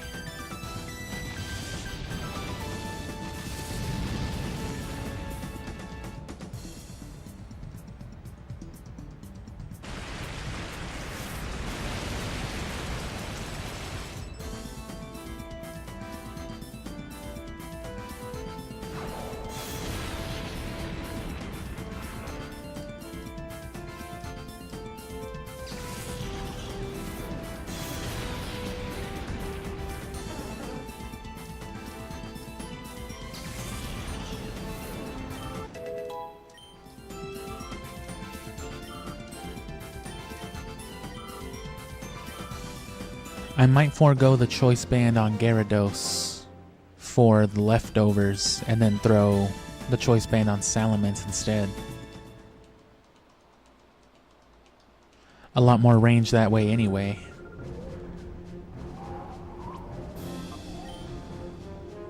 For Gyarados, it'll definitely make, you know, the Earthquake and the Aerial Ace better, but I was thinking of it as more of a compensatory thing for, you know, the special stat for Surf, and for Surf especially in the rain. Rain and Choice Band boost makes a Surf from, you know, Gyarados downright formidable, actually.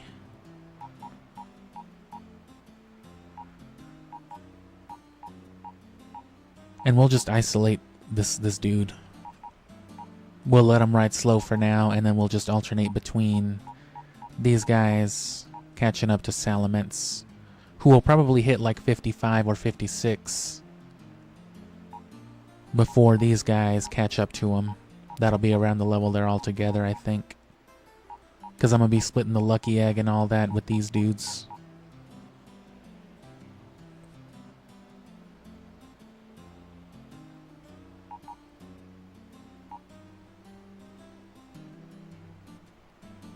And then I'll catch him up the other way. But yeah, if I can get everyone to like 56-ish, then I can just jump these last 3 levels on these dudes. And probably leave Gyarados and Nuzleaf actually for the end, because they'll have the lowest yields. These guys have higher XP yields. Because Pseudo... And well, he's already just up there, so... And then Charizard's a starter, so he'll take a bit longer too.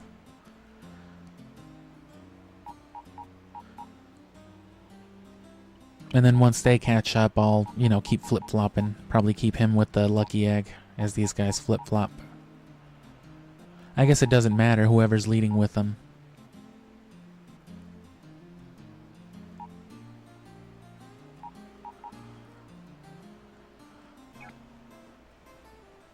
So at this rate, probably still...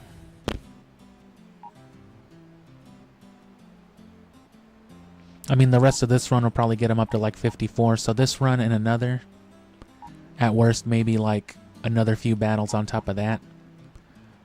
So less than an hour and a half at this point, and then jumping with that stuff. But then there's also the time to trade, you know, which can take a few minutes. And then, you know, just a little bit of resourcing. So I'll probably still do a little bit in the morning, as much as I can. get that out of the way as fast as possible, and then start streaming not too late. And, you know, hopefully get the bulk of it done, but I think the goal of it being done tomorrow, it might not happen. It could. It depends on how effectively it all goes.